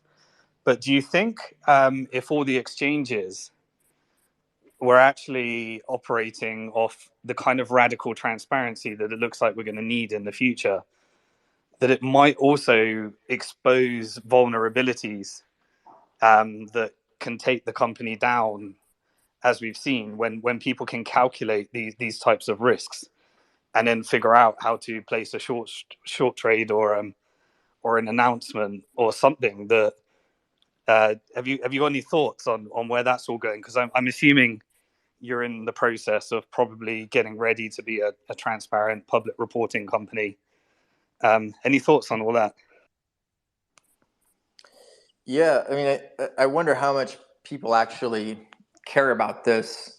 I think people get frightened when something happens and it's top of mind for maybe a few weeks, and then they forget about it again. And we saw a bunch of I think intentionally misleading and confusing fake proof of reserves come out from other exchanges that were just they were lauded by the media, who didn't know any better. So, people were easily duped by them. And, they were held out to be, equivalent basically, to some of the more rigorous proof of reserves that have been done, including Kraken's. So, I wonder if more transparency is actually going to help most people, or if they'll just kind of, be easily duped. Is it so complicated that it's just like people don't even want to get into it because they just feel like it's too complicated to understand? Just like the proof of reserves seems to be too complicated. I mean, even for journalists covering crypto to understand, and they misreport it constantly, which ends up misleading the public. So, what kind of information would actually be useful to people?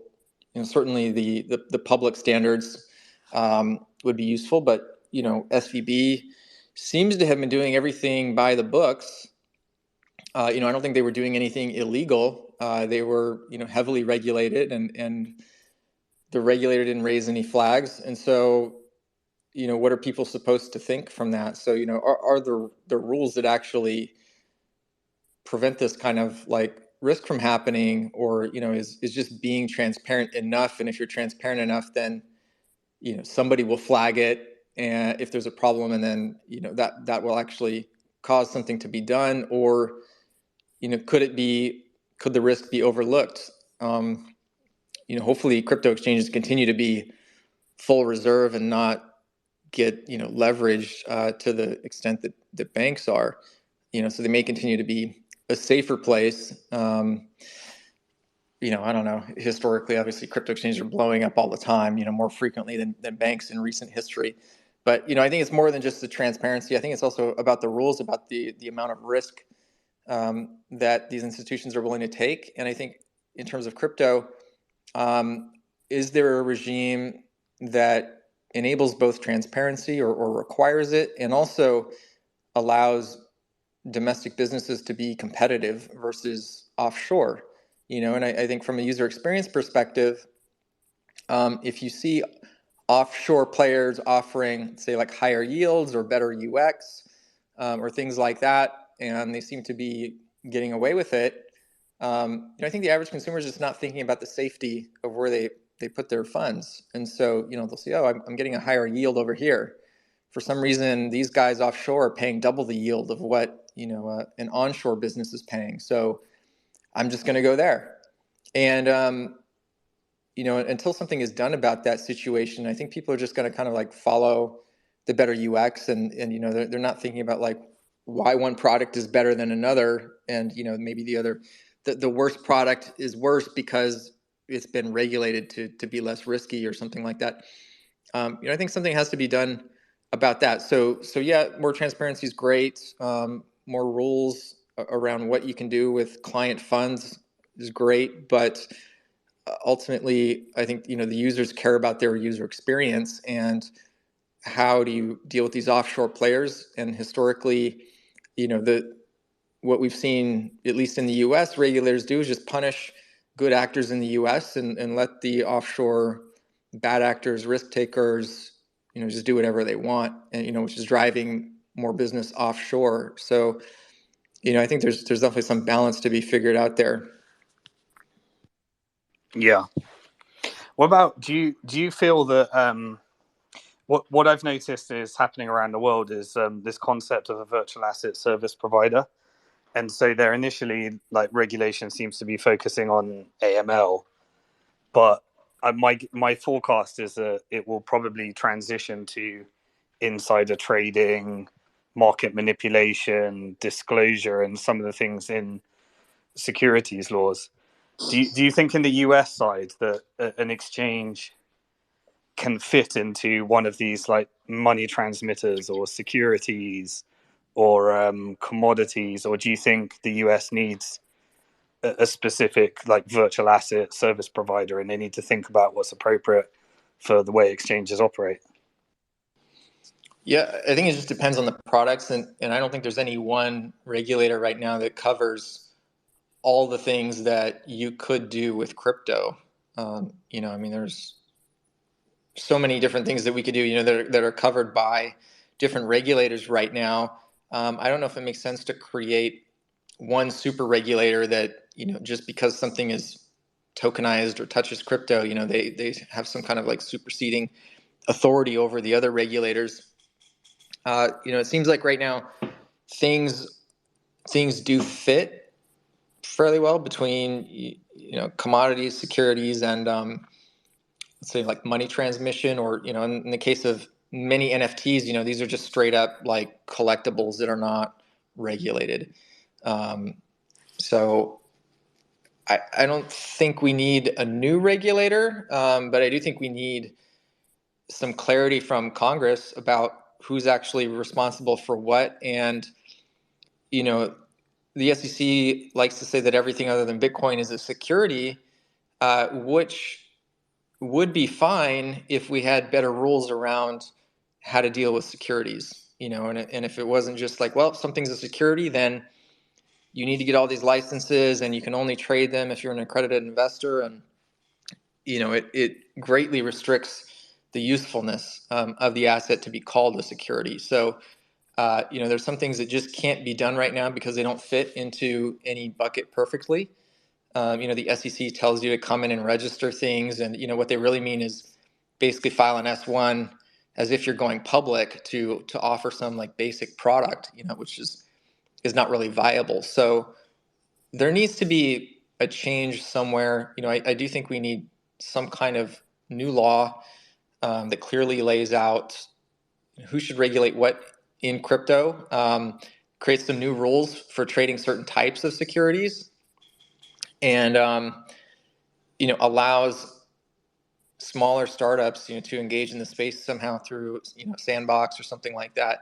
You know, I think there's just too much uncertainty, and the regulators clearly have an agenda, and there's too much gray area, and the potential fines are just so egregiously high that a regulator with an agenda can simply bully people around, you know, and effectively, you know, legislate through enforcement without ever having to prove a case, just by, you know, picking easy targets and saying, you know, do you want to go into $100 million lawsuit over the next 5 years, or do you want to just settle this?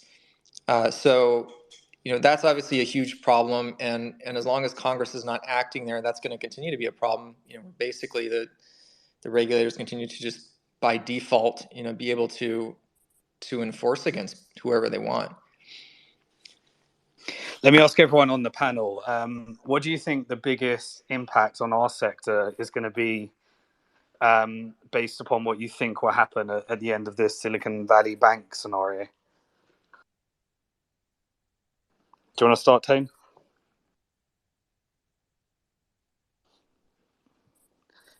Maybe Caitlyn? Sorry, Matt. I was on mute. Can you just repeat the question? What do you think the biggest impact on our sector is going to be based upon what you think the outcome of this Silicon Valley Bank situation is going to be? Honestly, I think no matter what the outcome, this one in particular is going to be way more positive for Bitcoin. Like the Silvergate one and potentially Signature, those will have some negative effects. This one, I can only see positive effects. Not that I'm rooting for the collapse of the traditional banking system, but the only company in crypto that seems to have been affected is Circle and USDC, and it's affected very, very minor, in a minor way. They had maybe 10%, or not even, less than 10% of the cash that's backing the USDC. It's already up to 9.97. I don't know if you remember in yesterday's space when everyone was asking whether people should be panicking holding their USDC at under 90 cents to the dollar, and I said no, it's too late to panic. There is like a very high probability it'll get resolved next week. Either someone will step up and provide them the $2 to $3 billion to back it short term, and give that confidence, or FDIC is going to resolve the problem. So it looks like that's going to be fine, but confidence has been shaken in USDC. So a lot of people are going to stay away from it for now, and they'll use Tether and other stable coins. And other than that, as I said earlier, something like this will make people think twice. I mean, like my best example from this is a company like Roku, which had what, 50 million in operating money sitting over at the bank. So a company like that's going to say, you know what, why don't we just start offering our employees and our, the supply chain, why don't we consider Bitcoin? Like, that's not going to get frozen. It's not going to get, rehypothecated. And we're just going to see if we can operate at least 20% of the company through Bitcoin.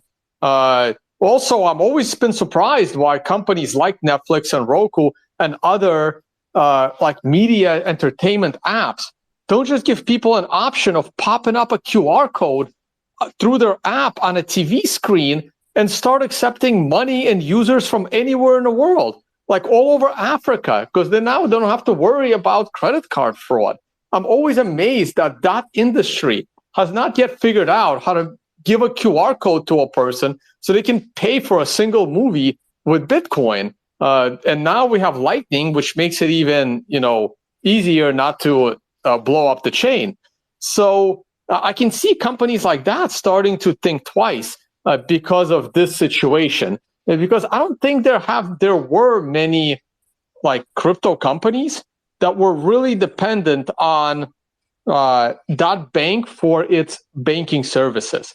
And again, if it's a crypto company, it's already holding the majority of its stuff in Bitcoin. It just makes no sense for a crypto company to have all their operating money in US dollars and all at a single bank. Like a Bitcoin company knows better than that. They're going to hold on to, a decent amount of Bitcoin and then try to hedge it with like Kraken or something. So I think the blow up of this bank is way more positive for Bitcoin than the others.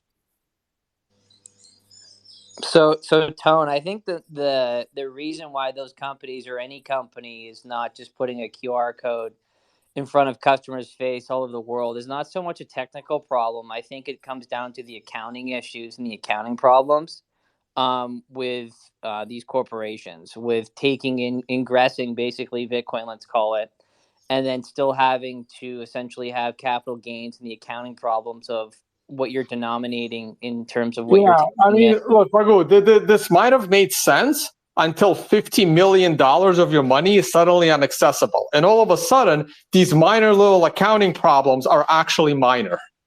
But I don't think they're minor accounting problems. Like, it's not just like a switch of a pencil to be able to do this and to have proper accounting. Like, you even see companies like MicroStrategies are still battling over how to account for Bitcoin on their balance sheet, let alone a company ingressing it in a huge form. So it's not a small thing. Like, I agree with you that that's where it's going. But right now, those are kind of the problems that companies are facing when they're wanting to take in, let's call Bitcoin for a form of payment. But it shouldn't be a problem at all. Like the way they accept euros, the way they accept Japanese yen. I mean, these are international companies. Solving currency conversions should be a non-issue. It's not the currency conversion that's the problem. It's the hedging that you would have to do theoretically, because you have to take on your side the risk of how fast you can actually liquidate said Bitcoin into fiat, whatever you're actually pricing your goods and you're manufacturing it, right? That's the problem, because you are taking a risk, like with Bitcoin being a volatile asset that it is in the short term here. that's the risk that you're taking. And unfortunately, a lot of business lines and what they do, they're not like 60-70% margin companies. They're running a very small P&L in the green, and they can't take that hedging risk, right? Like, sure, maybe Netflix and some of these other companies do have a high enough margin where they can take that bet. But if you just want to look over the last 2 years, if any company was doing that and they weren't hedging at all, they would be in a very bad spot. Just look at miners. This is the perfect example. Miners making revenue in Bitcoin, thinking that they can hold on to it and hold that risk, and it ends up absolutely burning them till they're bankrupt. Right, Magoo, but you're just applying the problem globally, right? Like I don't want to get into the weeds on this, but for example, why can't a company like Roku or any other company start this in a jurisdiction they're not even in, right? So I don't know if Netflix is in Nigeria. I have no idea. I'm just picking a random African country. They're not, right? So what is stopping them from offering this in Nigeria, where they had zero revenue before, and now they have some revenue coming in through Bitcoin? So solving these accounting and currency issues should be a non-deal, because no matter what happens, you're in the green. That's a business problem. Like, if you want to go into the weeds about why Netflix is having issues penetrating India and how their price point is too high, we can get into that. But it's not just the things that you're saying why they can't. It's not a technical reason. Sure, they can throw a QR code and do this, but there's a mountain of other reasons why we can't. I don't want to waste time talking about it, but like just do some research on why Netflix is having a hard time penetrating the Indian market. There's a lot of different reasons. But to go back to the original question of what does this do in terms of like negative or positive effects for like quote unquote this industry or Bitcoin or whatever. Bitcoin, I agree with Tone, over the long run, as these bailouts and these bank runs continue to happen, that's obviously going to be bullish for Bitcoin, right? Like, if you just look in the inscription of the original Genesis block, like, this is why Bitcoin was kind of created. One thing that I don't think a lot of people have even talked about in negative effects, it's not negative in Bitcoin, but like it kind of goes up the alley of Gary Gensler and the SEC and how they see things. So with this depegging of USDC, whatever it got down to, the question of is this an actual investment contract actually starts to gain some legs, because you might not be promised profits, but you're being promised a stable like a stable one-to-one pegging. And if like you're basically in an investment contract of them not basically losing your money. And now that there's an instance where it has depegged and that's an actual possibility, the whole thing, the way that Gary looks at things in the SEC, is that these stable coins really start to really look like investment contracts. And this goes down to like our stable coin securities. And so I think this is potentially one of the main things that are going to be coming out of this depeg because of this bang, at least as it relates to stable coins and kind of security laws. To be fair to USDC, I mean, people with USDC are way better off than people in SVB right now, right? Because they're sort of got a basket of banks. Oh, 100%, yeah. And they're fully liquid. You know, if you really want to panic sell at 86 cents or whatever, you can do that. But right now, if you've got money in SVB, you're just stuck. I completely agree. I'm just pointing out that you are being promised a stable coin, like the way that these stable coins are actually in the markets are driven. Like, if you want to talk about, because not everyone has the ability to go directly to Circle and get direct redemptions. Like, that list is very small of people or companies that can do this. But the majority of people, like retail investors, are left on open exchanges, whether it's at Kraken, Jesse, or Coinbase or Gemini or wherever. They're left with whatever the quote unquote free market is giving them for said some stable coin. And if you have these companies, and specifically Circle, advertising a 1-to-1 like a stable coin, that this is 1 USDC is to $1, but its price is being traded in the free market, and that's not actually the case. Well, that brings up a broader question, not if people are selling or they can do what they want with it. Obviously, they're way better off holding, or we're holding USDC than having deposits in SVB.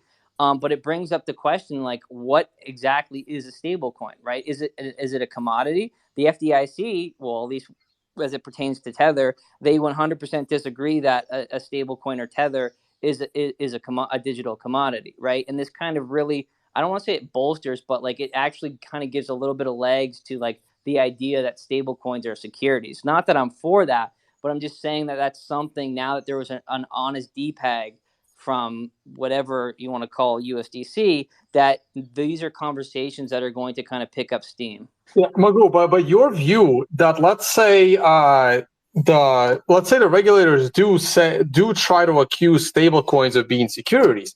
That brings up a whole other question: whether the fall of stablecoins, USDC, Tether, whatever, is that good or bad for Bitcoin? And it can really go either way for the price of Bitcoin. But I'm going to lean on that it's good for Bitcoin if the stablecoins go down, because then when everyone panics out of their Ethereum, they're not going to go into the stable coin. They're going to go into Bitcoin. So, no, I agree with you. It is good because there's a lot more reasons now just to use Bitcoin in terms of a form of payment rather than trying to use stable coins and trying to deal with them because they're securitized and there's a whole bunch of things that come along with that. But the one negative thing that could be for Bitcoin is there's a whole wing in the Bitcoin movement, I'll call it, whatever you want to call this community, that are trying to put stable coins either on Liquid or directly on Lightning with Caro. And if that happens, and then stable coins are deemed securities, that's negative in my opinion, because then you're actively putting securities on Bitcoin or Bitcoin Lightning or Liquid, and then you have all that baggage that falls with it, right? And that's why I'm very anti stable coins on Bitcoin, is because I think you're just asking yourself, or you're just getting yourself into a lot of trouble when you're doing that. But ultimately, I do agree if they are deemed securities, I think if there is no stable coins on Bitcoin or Bitcoin Lightning, then that gives a lot more reason to people to just be transacting in Bitcoin and not be worrying about stable coins at all. Well, real quick, not to change the subject, but the stock market futures, the S&P futures, open in 1 minute. What do you guys, Simon, what do you think? Up They're or gonna limit down? up. Limit up. I'm also leaning up. And I think that Bitcoin popping over the last 6 hours is telling me that the stock market is going to pop significantly higher in about 30 seconds. Be prepared, though, guys, because this is going to be a wild ride. We have no news about the resolution of Silicon Valley Bank yet. And there are other banks that have been rumored to have FDIC examiners in them this weekend. So I think this is potentially just going to be a wild ride. It's just going to be really volatile. Just think about that GIF of the Bitcoin roller coaster. That's what this is going to be. Absolutely. Magoo, regarding whether stablecoins are securities or not, because maybe one point of evidence that they're not trading at their like quote unquote peg.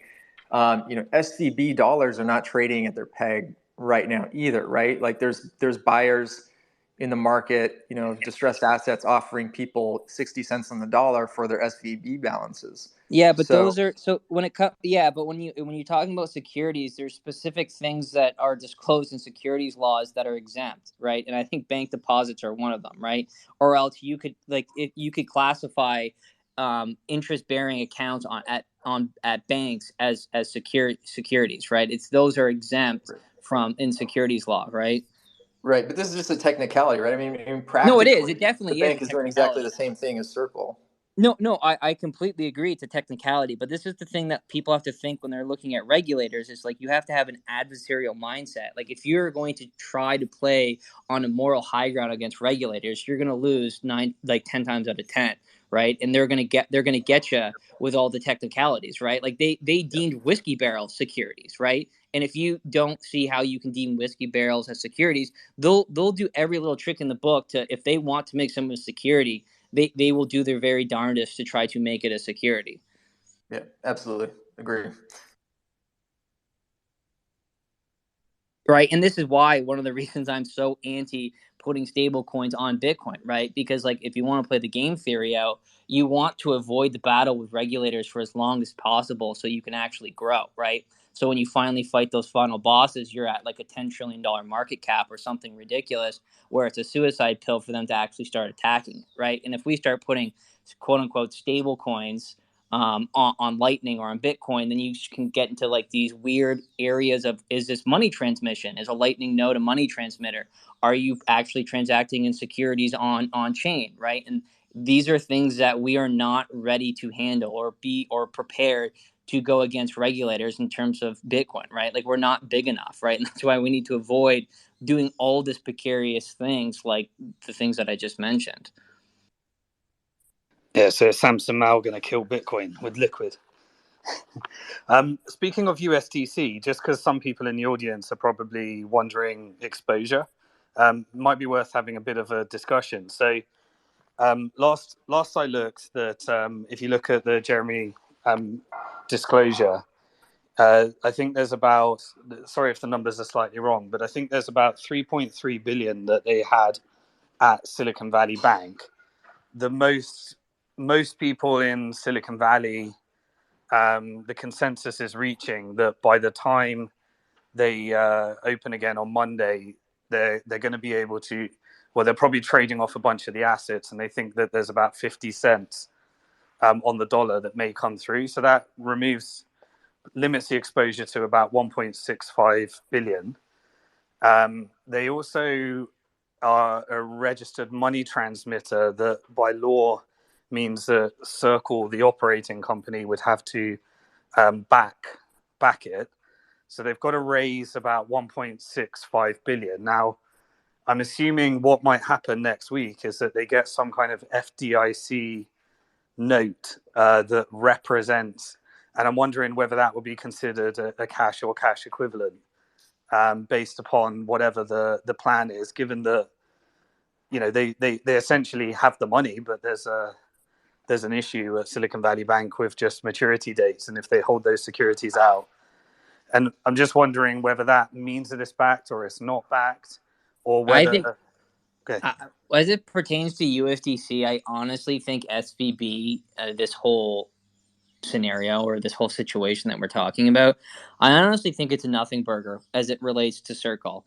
It's not a nothing burger for all the venture backed companies that are looking at maybe only getting 50 to 60% of what they thought in terms of like their runway or all these other things. That is not the nothing burger. But as it pertains to Circle, and if they're only down like you said, 1.5, 1.6 billion, I don't know how much, I haven't looked at their financials, but I don't know how much they even have on their corporate balance sheet, because this is one thing that they said before is like, we'll just back it with our corporate balance sheet. Like, I don't know if their corporate balance sheet is big enough to cover that 1.6 billion.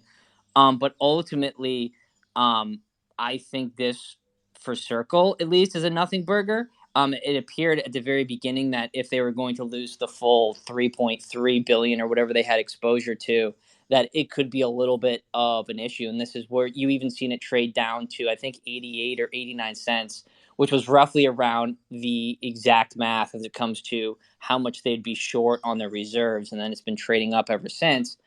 But ultimately, I don't think this is definitely not a doomsday end game for Circle. And I personally think that it's a nothing burger at the end of the day, right? Because unless you have, whenever the resumptions open up here on Monday, unless you see like 10, $15 billion going out the door, I don't think it's going to be that big of an issue, but I've been wrong before.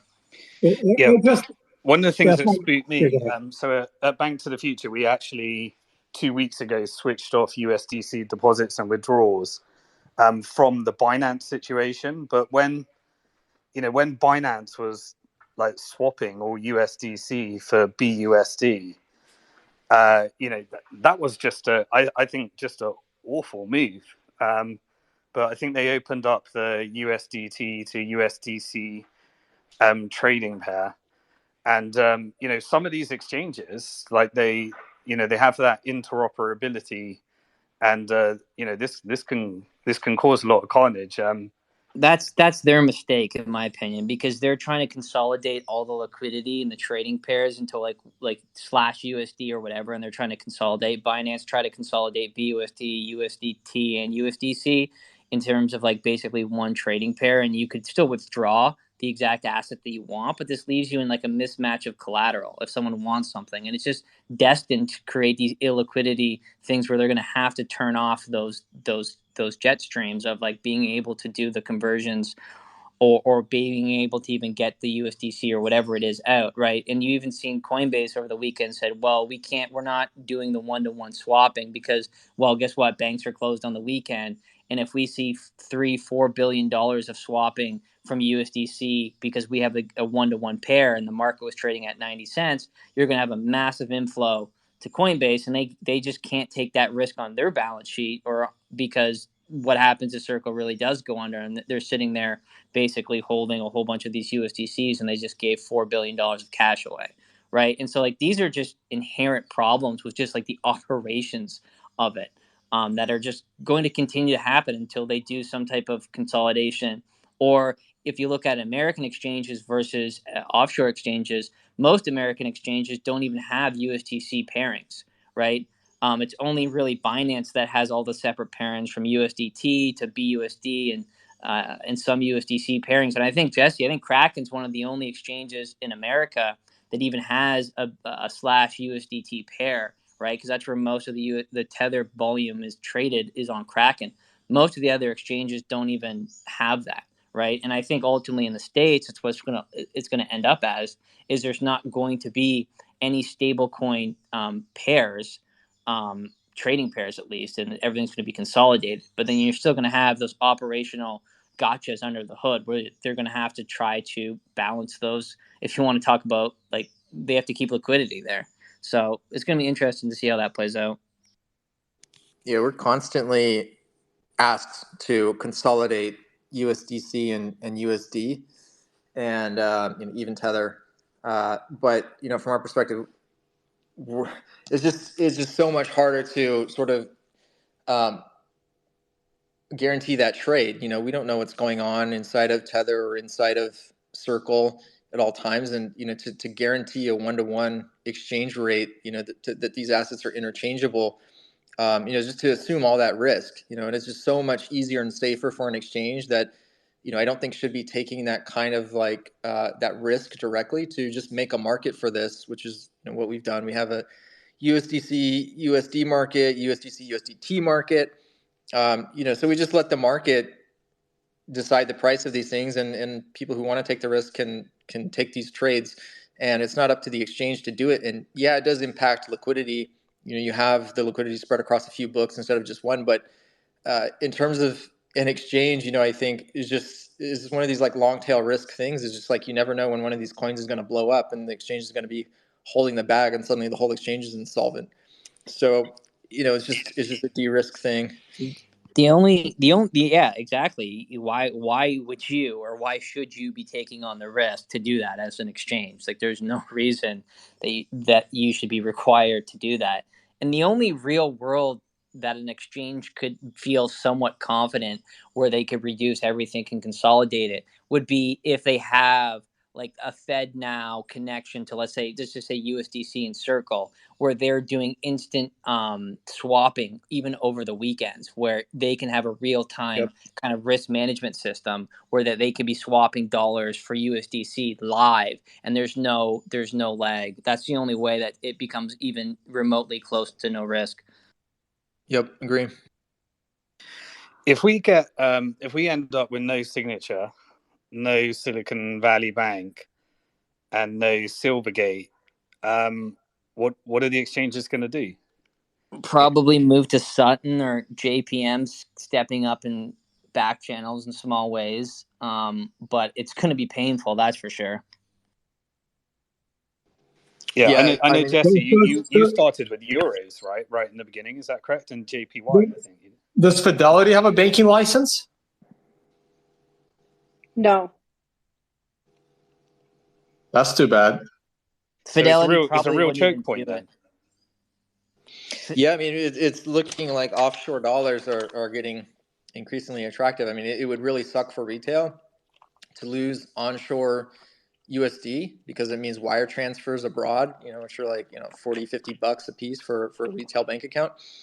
But people can still maybe get money in with credit cards or debit cards, so that could be an option. But yeah, I mean, if we go back to like the days of Mt. Gox, you just have one bank in Japan that's running the whole world for crypto, so I mean, that would be a significant step back. You know, to go back to that time where basically everyone's doing international wire transfers to Japan and converting through yen and whatever. But yeah, the fallback for if you want to keep trading with dollars is to go offshore to do wires. But I think most people will try to get into Bitcoin through whatever means possible, and then get onto USDC. So this is kind of going back. Hold on. Let me just comment on this real quick. There's a very friendly crypto bank, mostly Bitcoin friendly bank, down in Panama. It's called Tower Bank. I'm spending a lot of time in Panama these days. It is a bank that wants the business. They want crypto business. And Panama is a US dollar country. They're literally not a peg to the US dollar. They're a country on the US dollar. So I'm hoping that bank actually steps up and for companies as well, not just retail clients, but that is a bank for those listening, a bank for people to take a look at down in Panama. It's called Tower Bank. Yeah. So I think this ultimately goes back to, I think a lot of what I think Caitlyn has been saying about regulators, and there's been this motion to I'll just call it an attack for what it is. And what it looks like is like they're attacking a lot of different pillars. Obviously, they're attacking the banking pillars and they're attacking the stablecoin pillars. Like those are the two kind of like jugulars in terms of like getting liquidity in and out of the system. If you cut off those, things start to really seize up, and then you have all these other things that happen. But ultimately, the way that I'm looking at this regulation, whether it's the qualified custodian things that they're trying to push through, whether it's the stable coins and the security things and the attack on the banking, is it really looks like to me, and this is speculation on my part, but it really looks like to me that they're really trying to corral retail investors from ever getting direct exposure to crypto, and they're trying to and will want to be pushing them towards things like mutual funds, other products like ETFs, all these other things, where it's only the ultra high net worth individuals and the high net worth individuals and institutions that are going to have the capability of getting direct exposure.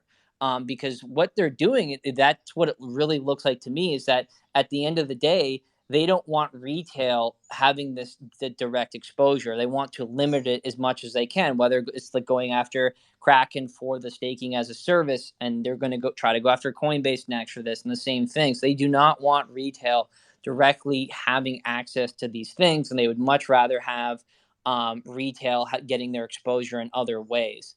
So ultimately, that's what it really looks like what they're doing. Whether they can ultimately do that, they can't. They can't write laws that are like, you can't do this. But they're really, to me, it looks like that's what they're trying to do. So I just pinned to the top an update from First Republic. I think that's the one that had people queuing outside the bank. It looks like they just announced a blog. Just reading it now. Hope we haven't got another domino. It looks like it's a piece saying everything's okay. Yeah, we really need to see the balance sheet. Yeah. That's funny, because like when I first came in here, you guys were talking about potential proof of reserves and what does that really mean. Ultimately, proof of reserves, even if they're accurate and very concise and very granular, mean nothing if they're not accompanied with liabilities, right? Like actually having like public records, or let's say Coinbase, of actually being able to dissect line by line what is their actual net exposure. Because if Binance just gives me, oh, here's our proof of reserves and here's the on chain, it's like, well, that's great. Like, how do I know what your actual liabilities are? Yep. Hey, Plan C's up on the stage. Did you want to ask a question to somebody, Plan C? Yeah, I mean, I've just been enjoying the conversation. I guess one of my questions for maybe Jesse or Caitlyn would be just kind of like to contrast what we're seeing between the regular financial or the traditional financial system and then obviously crypto. You know, we've seen a ton of these CeFi companies go under. And one of the things I think that there's not enough talk about in the industry is the fact that, you know, regulation is still very much a gray area for crypto and these CeFi platforms. And at the end of the day, everyone, you know, we all understand, you know, custody your own keys, but you have to go to some place to get your crypto. And these CeFi platforms have the interfaces that most retail users, it's just the easiest way to go about it. But most people don't understand is these retail clawbacks. And it's not like the most exciting topic for people to talk about. And it feels like a lot of, oh, can you hear me, Simon? Yeah, got you now. Oh, okay. Yeah, I was just going to say it's not the most exciting topic, and it feels like but it feels like the space overall, a lot of the people that speak in the space are kind of avoiding this topic. But there's tons of people that are absolutely in a horrible position with these retail clawbacks, like in Voyager, Celsius, potentially FTX, and the fallout from this. So I guess that's the question to Jesse and Caitlyn. Like, obviously the thing that happened with Silicon Bank, I mean, they're not clawing back all those people that removed their assets from Silicon Bank, but yet, in CeFi and crypto, it feels like we're going to see potentially mass clawbacks, and that really could set back the CeFi space. So, yeah, I mean, I'm kind of monologuing, but yeah, I'm wondering your guys' thoughts on solutions to this and what can be done. Yeah, so Jesse, are you aware of the clawback side of what's happening with Voyager and Celsius and FTX and all that stuff? Yeah, I'm sort of familiar with that. Just sort of like the Madoff situation, right? Like the trustee tries to go after anyone that had a withdrawal or some sort of payment out, like within some time period leading up to the. Yeah, within 90 days, basically. Anyone that removed within 90 days, and even if people went in between exchanges, so say someone went to Voyager, removed within 90 days, went to Celsius, removed, they could actually have clawback exposure for the same crypto on multiple CeFi platforms. Right. And it's dollarized, so they dollarize it based upon the price when you withdrew, and then they're choosing whether they want to claw you back in crypto or dollars. And so, like, Voyager was just about to pay out creditors, and then FTX is clawing back 450 million. And that then stops all the creditors getting their money back, and then.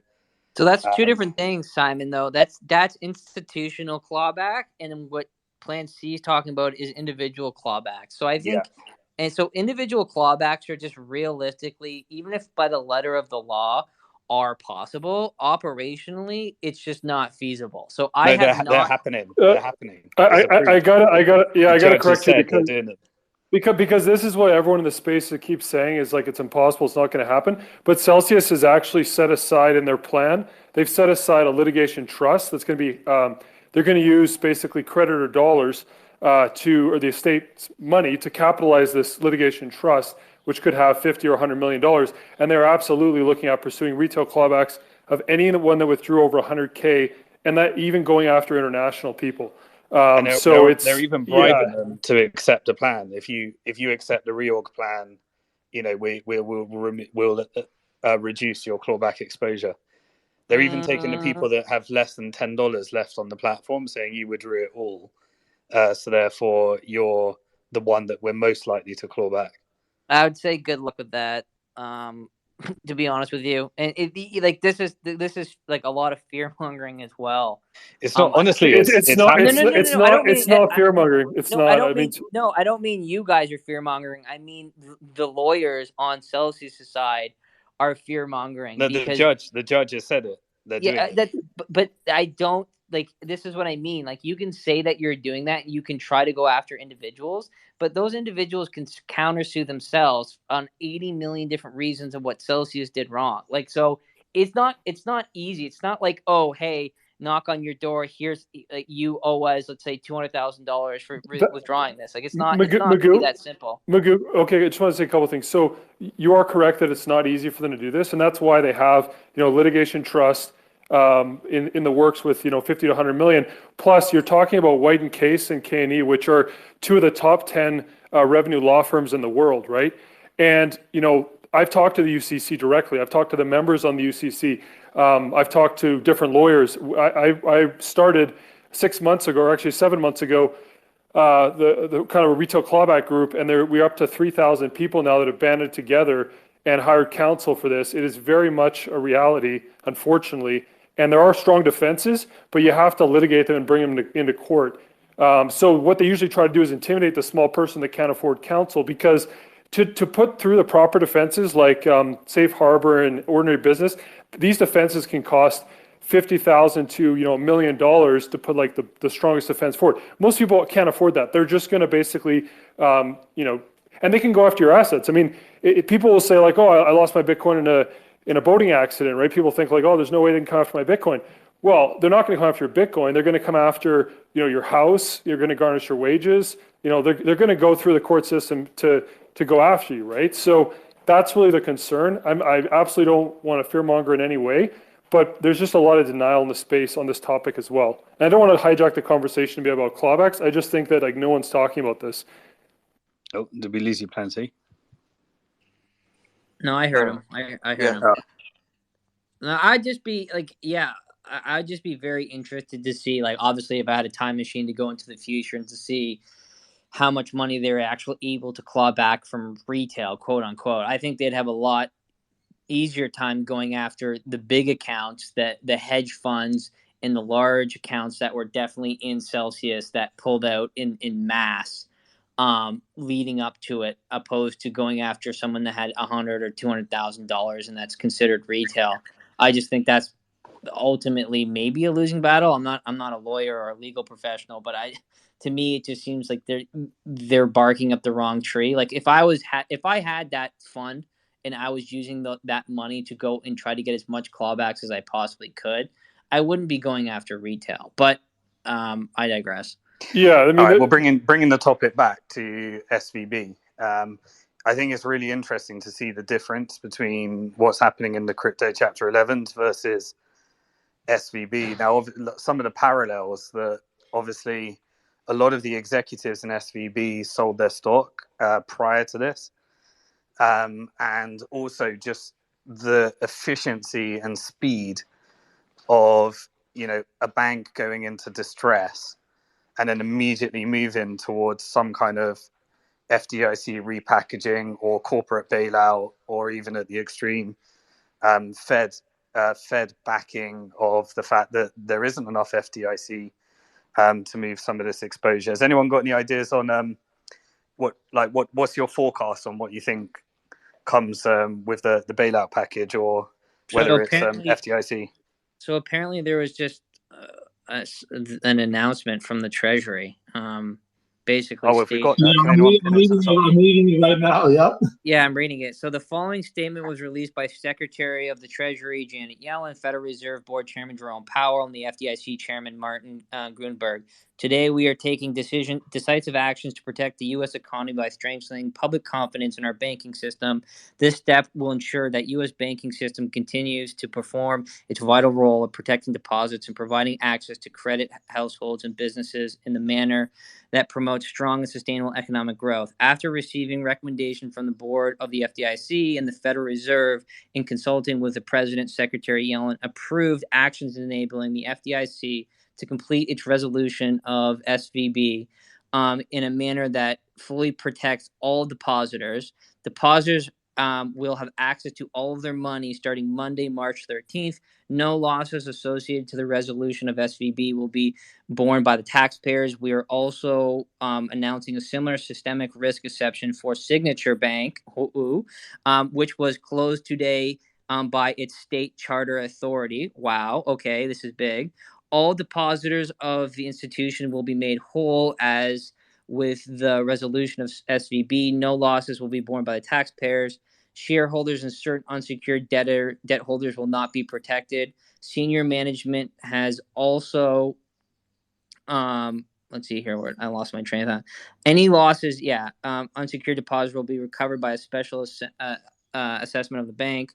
Finally, the Federal Reserve Board on Sunday announced it will make available additional funding to eligible depository institutions to help ensure banks have the ability to meet the needs of all their depositors. The U.S. banking system remains resilient and on a solid foundation, in large part due to the reforms that were made after the GFC that ensured better safeguards for the banking industry. Those reforms, combined with today's actions, demonstrate our commitment to taking necessary steps to ensure depositor savings remain safe. The end.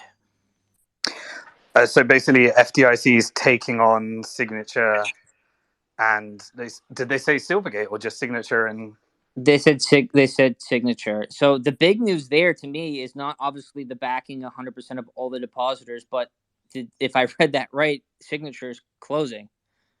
Yeah, that's a new announcement that came out. I hadn't seen that. Yeah, right. Correct.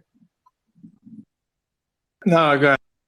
So that's big. That's really big for Bitcoin in crypto, because that's one of the last banks that a lot of people have been using. So that's actually big, in my opinion. That's going to affect liquidity in a big way. Bailout nation. So that's three banks we got closed, and the Correct. FDIC is backing it. There's no taxpayer Fed bailout, right? It's just FDIC saying. The FDIC has $128 billion in the insurance fund. So it's not them backing it. It's got to be the Treasury. Well, it's a bailout. The FDIC, hold on. The FDIC can borrow another $100 billion from the U.S. Treasury, but that's it.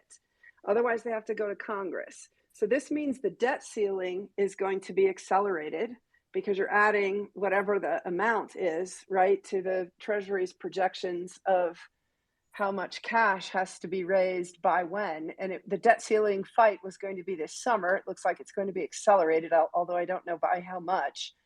And I put out a tweet thread yesterday about how this is going to reverberate to the primary dealers. There's been a lot of talk on Twitter about, the small banks and regional banks are in trouble. Everybody put your money into the systemically important banks, the GSIBs, global systemically important banks.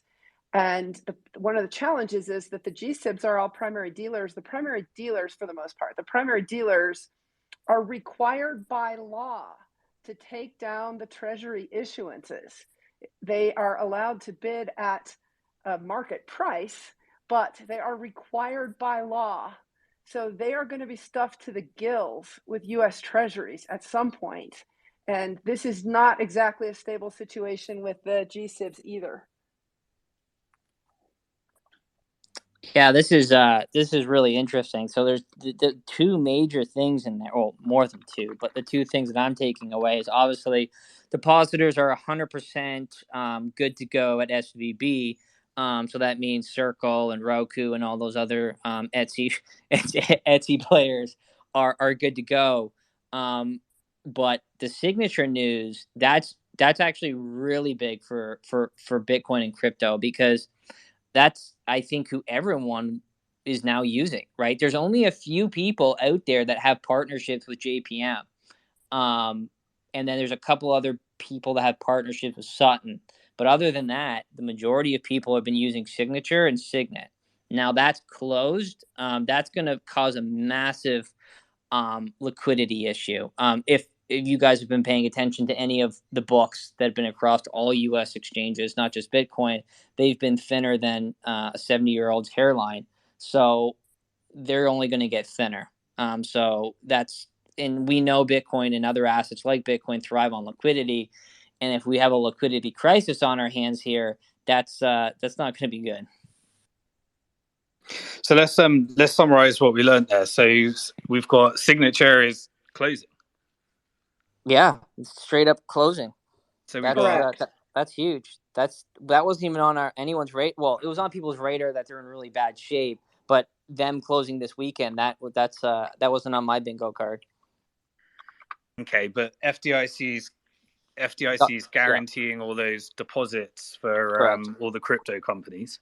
Correct. Which is interesting. Right, but because there hasn't been a real run on the bank at Signature, and I'm sure they'll find. Yes, there has. There has, yeah. It's just not been announced yet. Yeah, it hasn't been announced, Joe. Yeah, the people have been just pulling their money out all last week. But where are the company? I mean, maybe Jesse can't answer this. But where are the crypto businesses going? There are a few other banks in the States that I know of, which are open to crypto business. But, this is as of 2 weeks ago. Who knows where anybody's at today. So one of the problems, there is a few other banks that have been servicing crypto companies on an institutional level. The problem is going to be on a retail level because some of these banks do not want incoming and outgoing wires coming from retail individuals. And so a lot of these partnerships that have been happening with, let's say, JPM, they were initially done in the agreements of institutional banking partners, right? Not, hey, we're going to use your bank to do like 10,000 retail wires a day. And so that's where I'm going to be very interested to see what happens over this week to see who actually is going to be those banking partners that are taking in all these wires, if anybody. Well, the markets are loving this news. Bitcoin is skyrocketing. The S&P futures are skyrocketing. But I guess, government printing money is always good news, right? Yeah, this is one of those like moments where it's like, is this the eye of the storm in terms of crypto? It's just my hot, fresh take. Is that like, okay, people are like, okay, USDC is safe. That peg I haven't looked at, but I'm assuming it's probably already back to $1.99, probably really close.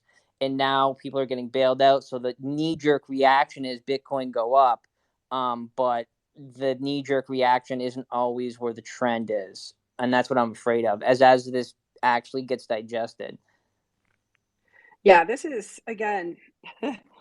I think we're going to see some crazy volatility as people start to internalize all of this. Yeah, there's the a Fed lot blinked here. The Fed blinked, guys. That's a So major announcement. I was going to ask you, like, I would not be shocked if the Fed still raises 25 bips this week. I'm still expecting them to raise 25 bips as well this week. And the way they're going to spin the story, there were 3 bad actor banks, 2 of them mostly on crypto, and 1 of them for evil Silicon Valley VCs. We had to step in, and they're going to try to contain it, that it was these 3 banks that were just too risky for the general banking system, and everybody else is fine. But they're also going to have a nice discussion with the Fed that no more 50 basis points, only 25, and maybe not even every single meeting. Well, that's my take is too. Like 50 was on the table before last week. Now they're going to use this to say, hey, we're putting caution here, only 25. And then as it pertains to like how they're going to frame the banking sector still being strong, and well, it was only these 3 banks. That they may be able to pull that narrative off, but like this is what's happening inside of America because interest rates have been hiked so high so fast, and you've caught these banks on the wrong side of, or with basically having no hedging or didn't do any proper hedging with their collateral and interest rates. Like don't forget what has happened last year in September with Credit Suisse, right? Like if there's trouble in American banks like this, I can only imagine the stress that's happening internationally.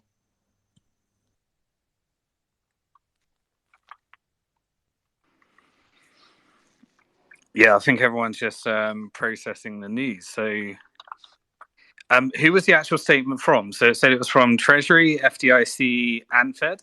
Yes. And the Fed put out a new program called the Bank Term Funding Program, and they're going to be buying Treasuries, agency debt, and mortgage-backed securities and other qualifying assets as collateral valued at par. There's your bailout. Who's paying for those? The Fed.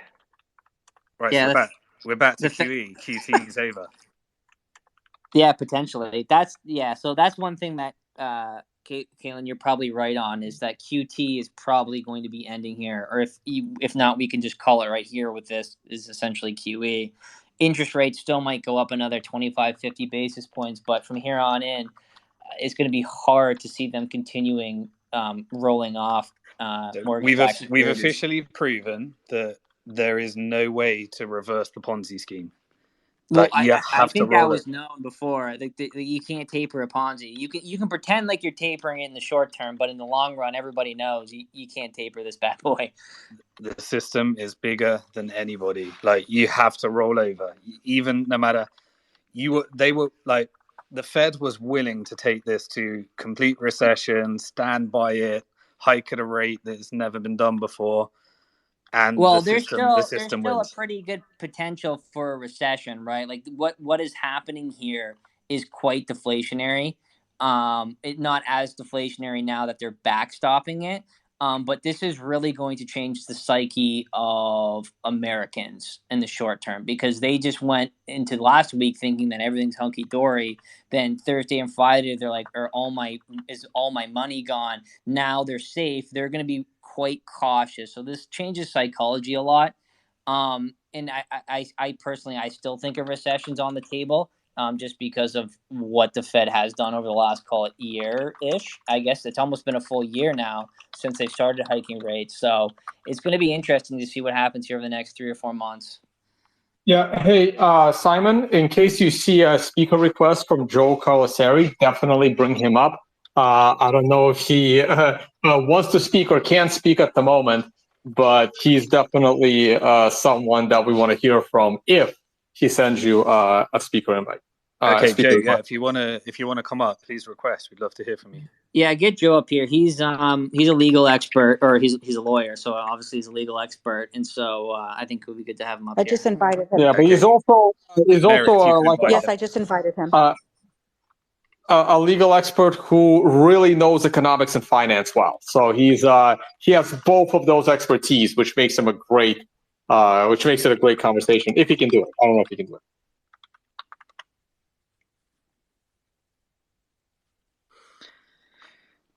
Okay. So immediately, what do you think the short-term impact is, Tone? Then you think this is bullish for Bitcoin? We all are fiat maximalists, and we need bailouts. I think this is bullish for Bitcoin. It's debatable whether letting these banks collapse and seeing panic on the street would have been more bullish for Bitcoin. It's really debatable, but I'd rather not have panic in the street while still be like, I'll take less bullishness for Bitcoin while not having giant panics. So yes, it was going to be bullish either way. I was very, very bullish as of Friday on Bitcoin as it was happening, from not only from the fundamental perspective, but also from the TA perspective. I know there's many people that consider TA as like astrology, but both of those metrics, fundamental and news cycle, fundamental, everything for me was pointing that Friday is an incredible buy the dip opportunity. I said so on my channel. So, and this is proving it right now. The big test is going to be Monday's actual stocks. So if the stock market starts to crash on Monday because stock traders see it differently, Bitcoin will pull back a little bit. But I think I think this is one of those moments for Bitcoin right now. The way it was when people realized that Bitcoin Cash lost and SegWit got in, and Bitcoin was like scary, scary, scary, and then it reversed on a dime and started rising, and never went back there since. So to me, it feels like one of those moments where people are realizing the problems with the banks. We've gone through this. It was mostly in the geopolitical realm over the last 3 years. It's like all of a sudden everyone is a health expert, and then everyone became a geopolitical expert when the Russia-Ukraine thing happened. And before that, everyone was an election specialist. And we are at that moment where everyone is about to become an expert on the Federal Reserve and the Treasury and what is going on with the banking system. I think we're at that pivotal stage. There's been a new one every single year the last 3 years. And this is the bank's turn, and Bitcoin is going to benefit greatly. Guys, this is a huge, huge break from Fed history. The Fed has historically only lent against good collateral. They are going to value the collateral that they're lending against at par. A lot of that collateral is trading at 60 cents. Okay, so the loan to value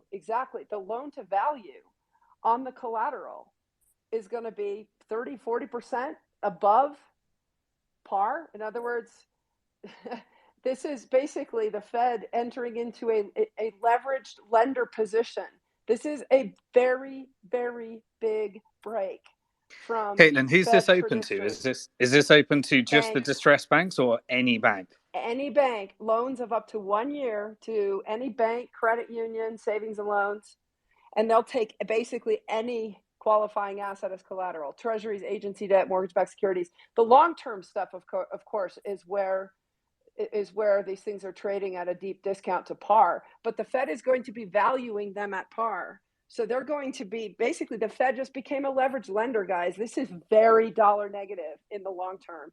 The question is, in the short term, the dollar obviously can undergo short squeezes. So be careful about the head fakes. But this is extraordinarily dollar negative long term. I'm stunned. They're already underwater. Like they're so underwater. I don't know what the exact number is, Caitlyn, but they're in the tune of like almost like what, 5, 6, $700 billion in the hole with what they're already holding in terms of paper and MBSs. I think it's a lot bigger than that. I think it's a 1.5 trillion. Yeah, it's some stupid number. Yeah. Now they're just going to be pulling these if they're willing to take them at par and they're trading 50, 60 cents on the dollar, they're just eating a loss right away. So there is no free market for the next year for MBSs. There hasn't been a free market for MBSs really during our lifetimes, guys. Same thing with U.S. Treasuries. Yeah, the funniest thing is that they're doing this, and then they're going to be raising rates in the same week. Like it's funny.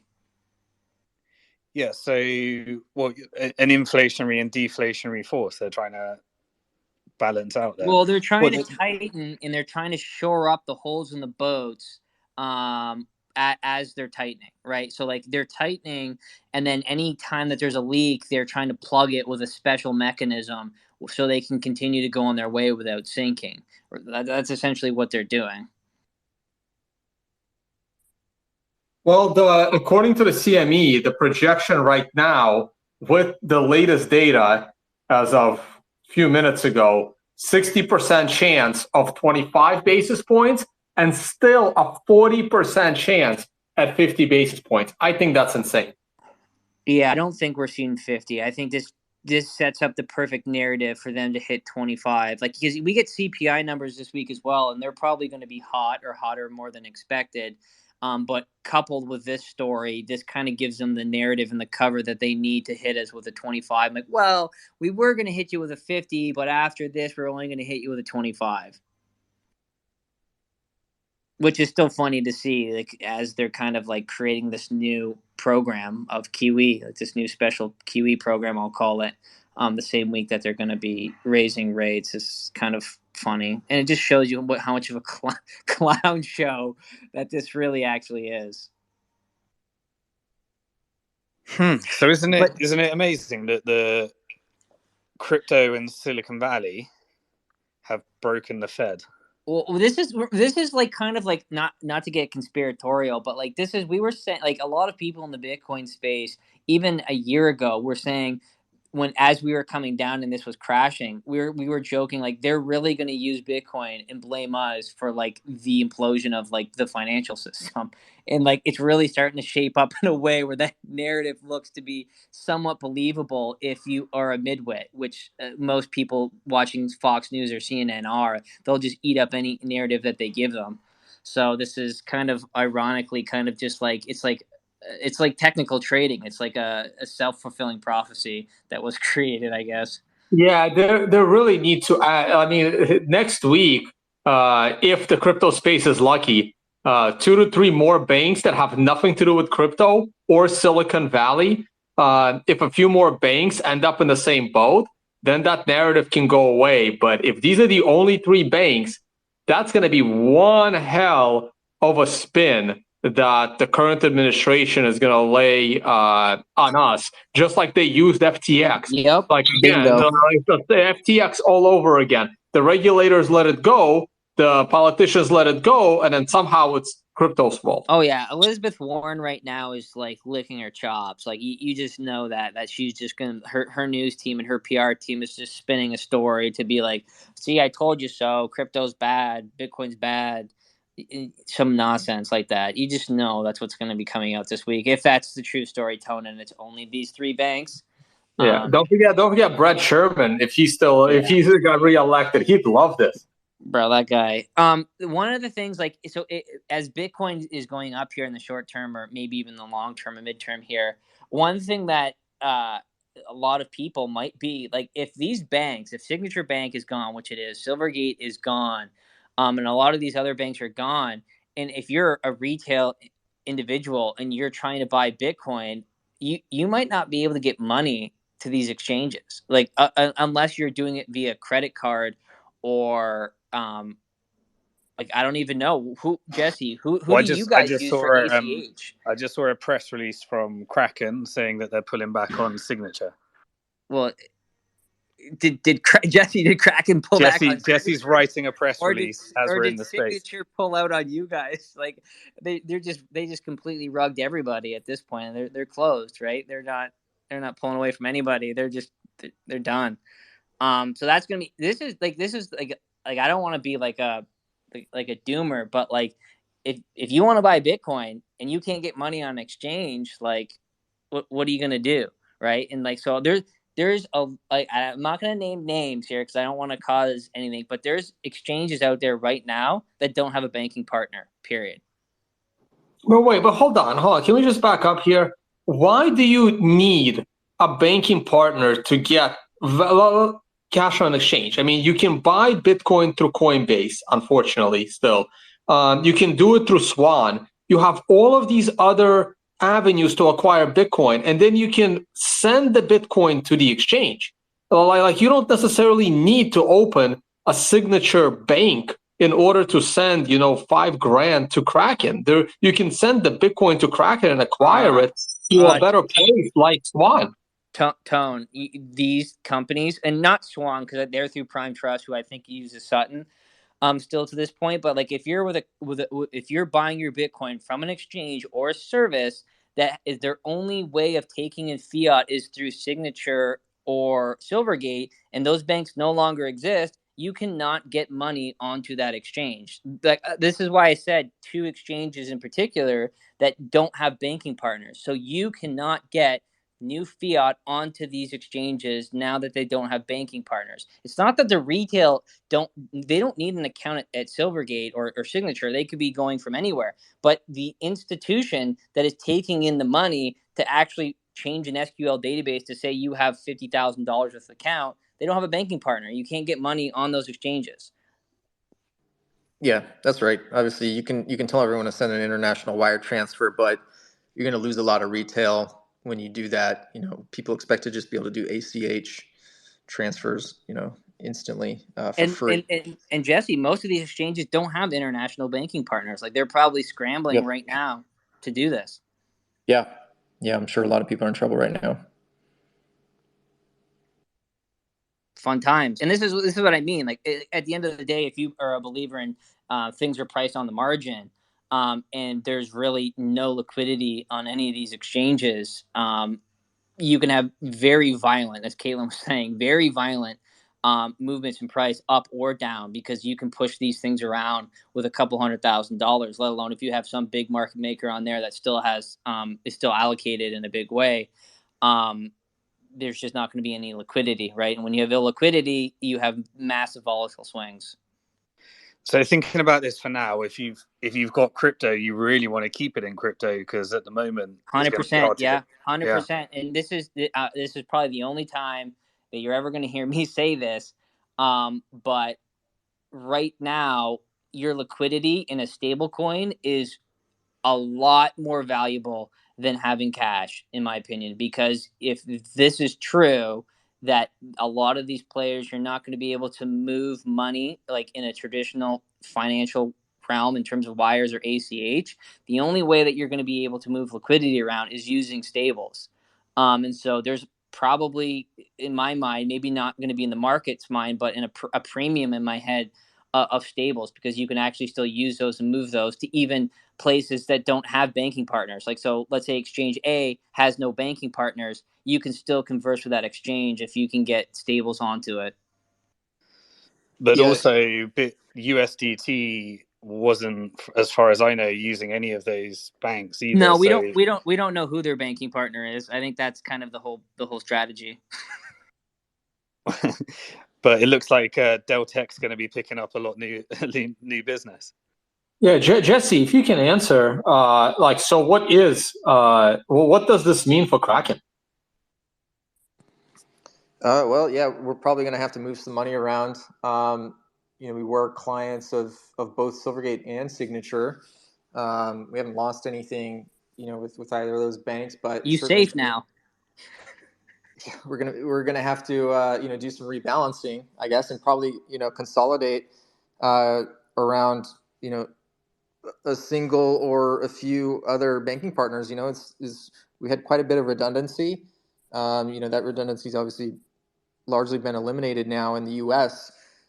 So there's going to be a job to try to go out and find more banking partners, because we never want to be reliant on just one. So it really sucks. I mean, for the whole industry to lose two banks that are servicing the industry for retail funding. So yeah, we're certainly going to have to go rebuild up our diversification among banking partners. Tom, it's back to Crypto. We're crypto to crypto exchanges. Hopefully not. This is obviously, retail needs to be able to get fiat in and out very easily and cheaply. So, I think if we're going to continue to grow as an industry, we really need to build up these retail rails. Do you reckon we're all going to have to use JP Morgan coin after this? No, thank you.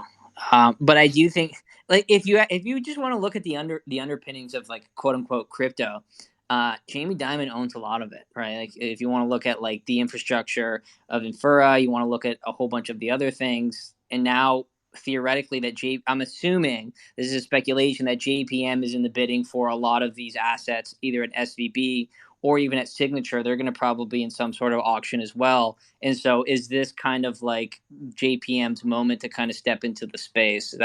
We'll find out relatively soon. If I were JP Morgan, I'd say I'd be offering JPM coin as a bailout mechanism for these distressed purchases, and that would be controlling the supply of JPM issuance. Yeah, maybe that sounds like a Suzu idea. I don't know if that's the best thing to do, but ultimately, like, I think someone's gonna, maybe in another 10 or 20 years, I think someone might have to add another chapter to the creature at Jekyll Island, as it pertains to JPM here. But nonetheless, it's entertaining, but it's quite stressful for some people, I'm assuming, at the moment. Yeah. I don't know, Mary, do we want to bring up some questions from the audience? Or? Sure. Yes, I have 9 requests, so I'll start letting them up. Okay. Got DJ Satoshi.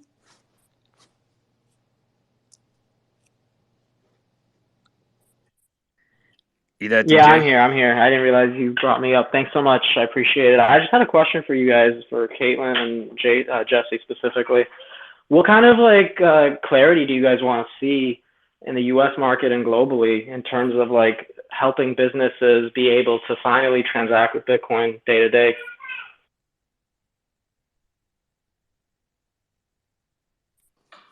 Yeah, I think this is going to come down to just financial products that make this easy on people. Obviously, most businesses don't want to hold Bitcoin or take the volatility risk of Bitcoin.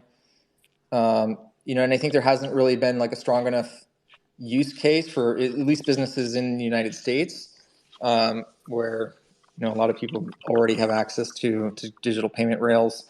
So I think it's just where is there a use case, product market fit for crypto as a payment mechanism, and it's probably first outside of the United States, or for international payments or things like that, high risk payments.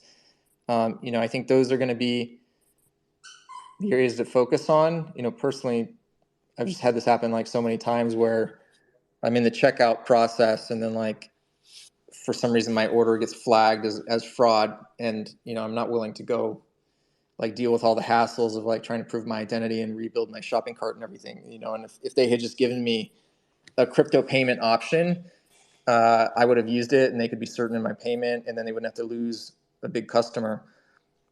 So, I think part of it is sort of like spreading the message around. And then it's like handling this volatility risk, which is pretty easy to do. But, like Magoo was talking about earlier, there might be some accounting issues that these companies have to figure out behind the scenes. But, I think guys like BitPay already solved this stuff, so I'm actually surprised that more businesses haven't taken up adoption. And, I don't really know what the missing ingredient is. Intelligence. Bank failures, they're coming. Yeah, that's the ultimate use case. Losing your deposits at the bank, you soon start to realize that counterparty risk is an issue. That's the only counterproductive thing with bailouts like these. Obviously, there's all the ultimately, no one has to ever pay for their shitty decisions, whether it's their shitty decisions or they were kind of taken advantage of. Like when you continue to allow things to happen and there's always kind of a safety net, well, then you're kind of encouraging in a way this type of behavior. Yeah, I've always said there's three things that make you have to want to use Bitcoin. The first is realizing that you don't own your money. So if you go through a bail-in, any kind of distress like this, you suddenly start to question why you should use Bitcoin. The second is when you can't spend your money. So I think Jesse was saying when you try and make a large transfer, and honestly, the relationship I have with my bank, and I've got a really good relationship with a crypto-friendly private bank, but the way that I feel about my fiat money at a bank is I'm lucky if I'm able to transfer it. I know that I'm going to have to provide a shitload of documentation, and I know that it's going to take me forever and a day just to try and get it done. And so anytime you can't spend it, it makes you really look for the alternatives. And the third is when you realize the value of a fixed supply. So when you enter into these inflationary pressures, you start to realize that. And it takes those three things in times of disaster for a bunch of people to realize they need it. Don't forget the confiscation during Cyprus, right? That's why I own unconfiscatable.com. It was basically from that incident. That was an eye opener for me as well. When they kind of just like slashed everyone's money that was a foreigner just sitting in Cyprus. That was an eye opener, and I believe I think that was kind of the moment that the Winklevoss twins got in as well. I think that's the kind of the macro event, if you want to call it, that pulled them in as well. Yeah, do you remember Neo and Bees? I do. That was I met him. I mean, he got out of jail. Nice guy though. It was I think they did the Bitcoin IPO on Havelock Investments. Do you remember that one? That I don't remember those details, but I definitely remember with Danny Brewster, was it Neo and B? Danny Brewster, that's it. Yeah. Hey, we got Taco Player. Go ahead, Taco. I should message him. Hey, thanks. No, so the two questions that I wanted to say, and one just for clarification, I think Caitlyn, maybe you could speak to this too. Everyone talks about the bailouts and, being, no one being held accountable for their decisions. My understanding from previous spaces and stuff like that, that banks that do get bailouts, they have, from the previous bailouts, they've paid back everything plus interest. So the U.S. government sort of comes up on top on that. But then is this one of those things where a linchpin was pulled to pull these things and not knowing what the true results were going to be? And should we just see where the cards fall? But now, Coinbase moved to Signature Bank, and now Signature Bank is getting their doors shut as well. So what's next? Yeah, look, I don't know. I wish I did. I wish I could tell you. This is an interesting situation because, to Jesse's point, the institutions are going to be able to get dollars offshore. There still are ways for institutions to find U.S. dollars offshore, and it is ironic because I know on good authority that the authorities in the United States really don't like Tether and would love to figure out how to shut it down. But in the end, it sure looks like the strategy of Tether, at least they say they stay out of the United States. It sure looks like that turned out to have been the better strategy, right? Tether's market share in stablecoins has spiked, as you've seen, and everybody else has been playing that cat and mouse game. And in some ways, if you go back to, I mean, Jesse, you remember this, if you go back to 2017, there was so much debanking of the industry then. Frankly, there was debanking of the industry back in 2013, 2014 as well. But in 2017, arguably part of the reason Tether got created was to deal with the debanking issue. And it was such a better way to move US dollars around the world that there were the attempts to get regulated versions of it, of which Custodia's Avid was the attempt to be able to have a bank issue it directly. And we got very close to the finish line and then got yanked by politics. There's a lot that's going to come out about the Custodia situation soon. It was not because of the people on the ground at the Fed, as much as it was a coordinated attack on crypto by the anti-crypto and now we know anti-tech wing of the Biden administration coming from the White House. And we do have evidence of that. That is not just a mere allegation. We do have evidence of that. And the evidence is going to be coming out. And so, you know, maybe that's arguably part of the reason why they went after Custodia first, right? Because I don't know if a lot of people know, Custodia was granted a patent in the United States for tokenizing a bank deposit last July. And so shoving us out of the way may have been one of the reasons why they went after us first. We don't know that. But long story short, they really don't want regulated stablecoins. The punchline is that they don't want the unregulated ones either, but they're forcing all the activity into the offshore markets for US dollars, the so-called euro dollar market. Could that be a trap, Caitlyn? Could that be a trap? Because forcing, like, this is just me thinking, this is completely conjecture, but this is adversarial thinking 101, is that if they did want to kind of stop that from happening, you would want to drive the liquidity out into from where you can control it into where you can't control it. Then you would attack it basically outside of it. Obviously not with like the same means, but with other means as well. It's to kind of trap that liquidity. Well, I mean, it's possible, right? Because it's a whack-a-mole problem. If you go back in history, and I'd love Jesse to give some comments on this because you were around and active, you know, and you guys mostly started in Europe, but Tether was created when Bitfinex lost its correspondent banking relationship through through Noble Bank, I think it was. Which was using Wells Fargo as its correspondent.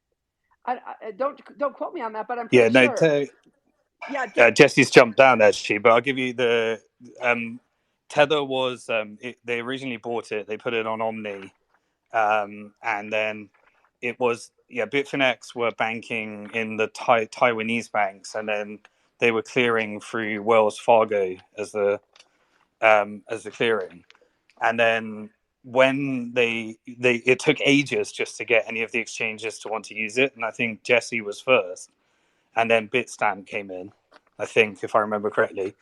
But it exploded when Binance didn't have any banking, and they just launched a crypto to crypto bank, and so Binance growing so fast and doing all the shitty ICOs and charging like 10 million to list on the exchange and do all the market making and all that stuff blew up the volume and then that was when all of the real problems started. Yeah, it's so interesting because it just goes to show you that the regulators were trying to shut all this down back then, and they were making decisions out of fear. Here's the punchline. When you make decisions out of fear, you quite often get what you feared. And I can't wait to see how the engineers deal with the situation we're dealing with now, which is that onshore US dollar banking, it would appear, has been heavily curtailed, if not essentially shut off for all but maybe the top players in this space. And there will be a lot of people trying to figure out how to build a better mousetrap to move US dollars. And that was what created Tether in the first place. And now here we are facing this very same issue, but with the Lightning Network up and running now, which you can move any US and any fiat currency on Lightning using Sats as your intermediary currency. And so it's not just stable coins, it's actually Lightning Network now that are the alternatives to be able to move in and out. Yeah. And I think the bank So, regulators are going to rue this day. so Yeah. do you, oh, sorry, Mego. No, go for it, Taco. Let's hear it. So do you see maybe like the next run maybe coming like from like JP Morgan being done on JP Morgan with like their Onyx chain? Because I know like one of the, everyone's been talking about Coinbase, Kraken, but then there's like the people that everyone has already ran through the mud, sort of not sitting pretty, but like Robinhood. I've always liked using Robinhood as my one doxed on-ramping solution because I get the most bang for my buck. But that banking service is through JP Morgan. Do we see, New York coming down on them as well? Or is that something where they've already worked out all their cuts? The run on JP Morgan is a CBDC. So this just Yeah. consolidates everything into the big banks. Yeah. And then once the big banks fuck up, then the Fed just takes over and launches CBDC. Yeah. And then America's no longer America. We're no longer in the land of the free. We're in China. We're already there, guys. We're already heavily down the path. So then I guess, one of the greatest things I love about some of these spaces is some of the greatest minds and voices talking about what they see. And it's just somewhat about what they see. What can the average person, what can the regular degen do today? Or what should they do? Well, besides buy Bitcoin, DCA into Bitcoin is always a standard. So I think at least three of us on stage, maybe more, no longer live in the United States, and we've left that jurisdiction for obvious reasons, because we've seen the net coming down in terms of I'll just call it communist or socialist agendas, right? And so most of us on stage, I'm assuming at this point, other than Caitlyn, who's fighting the good fight in Wyoming, left because we've seen the writing on the wall years ago, and we're using I'll just call it sovereign individual tools and mindsets to kind of make our life as best as that we can make it, I'll call it like a transnational. A person that kind of doesn't really see one country as their home or their jurisdiction, but jurisdictional arbitrage is your friend, is all I'm going to say.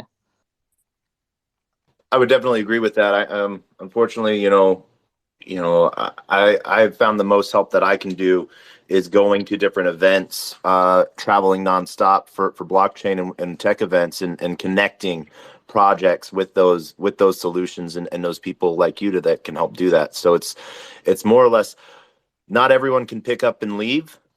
So for those that can't, what's the suggestion there?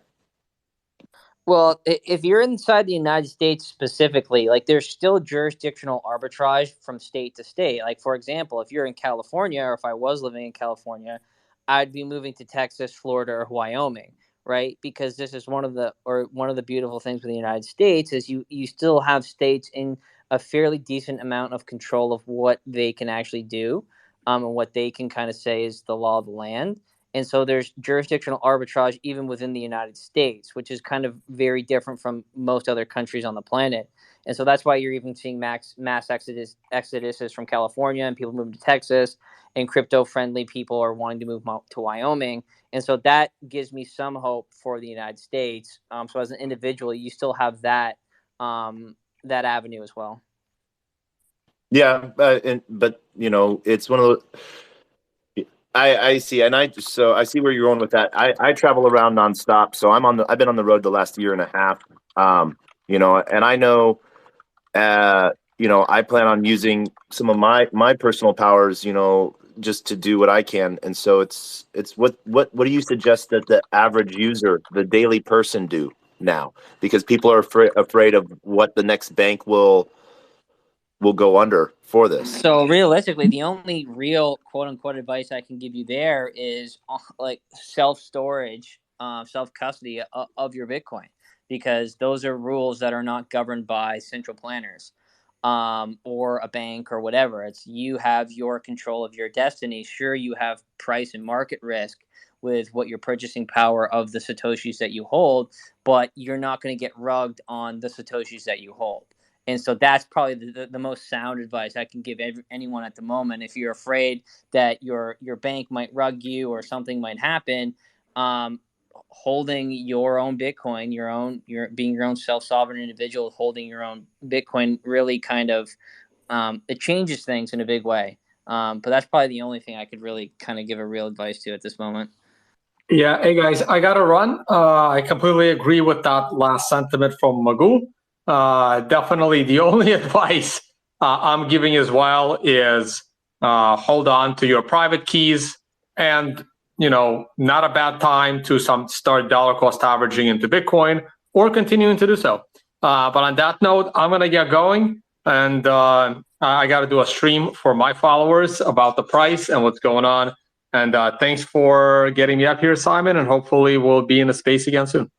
Okay, cheers, Tone. Hey, Later. Simon, I've got to hop as well. Thanks so much for inviting me up. Really appreciate it. Good luck to everyone. Yeah, thanks Hang for in there. sharing this moment, Caitlyn. Appreciate it. Thanks. Bye-bye. Thanks, Caitlyn. Hey, Ryan.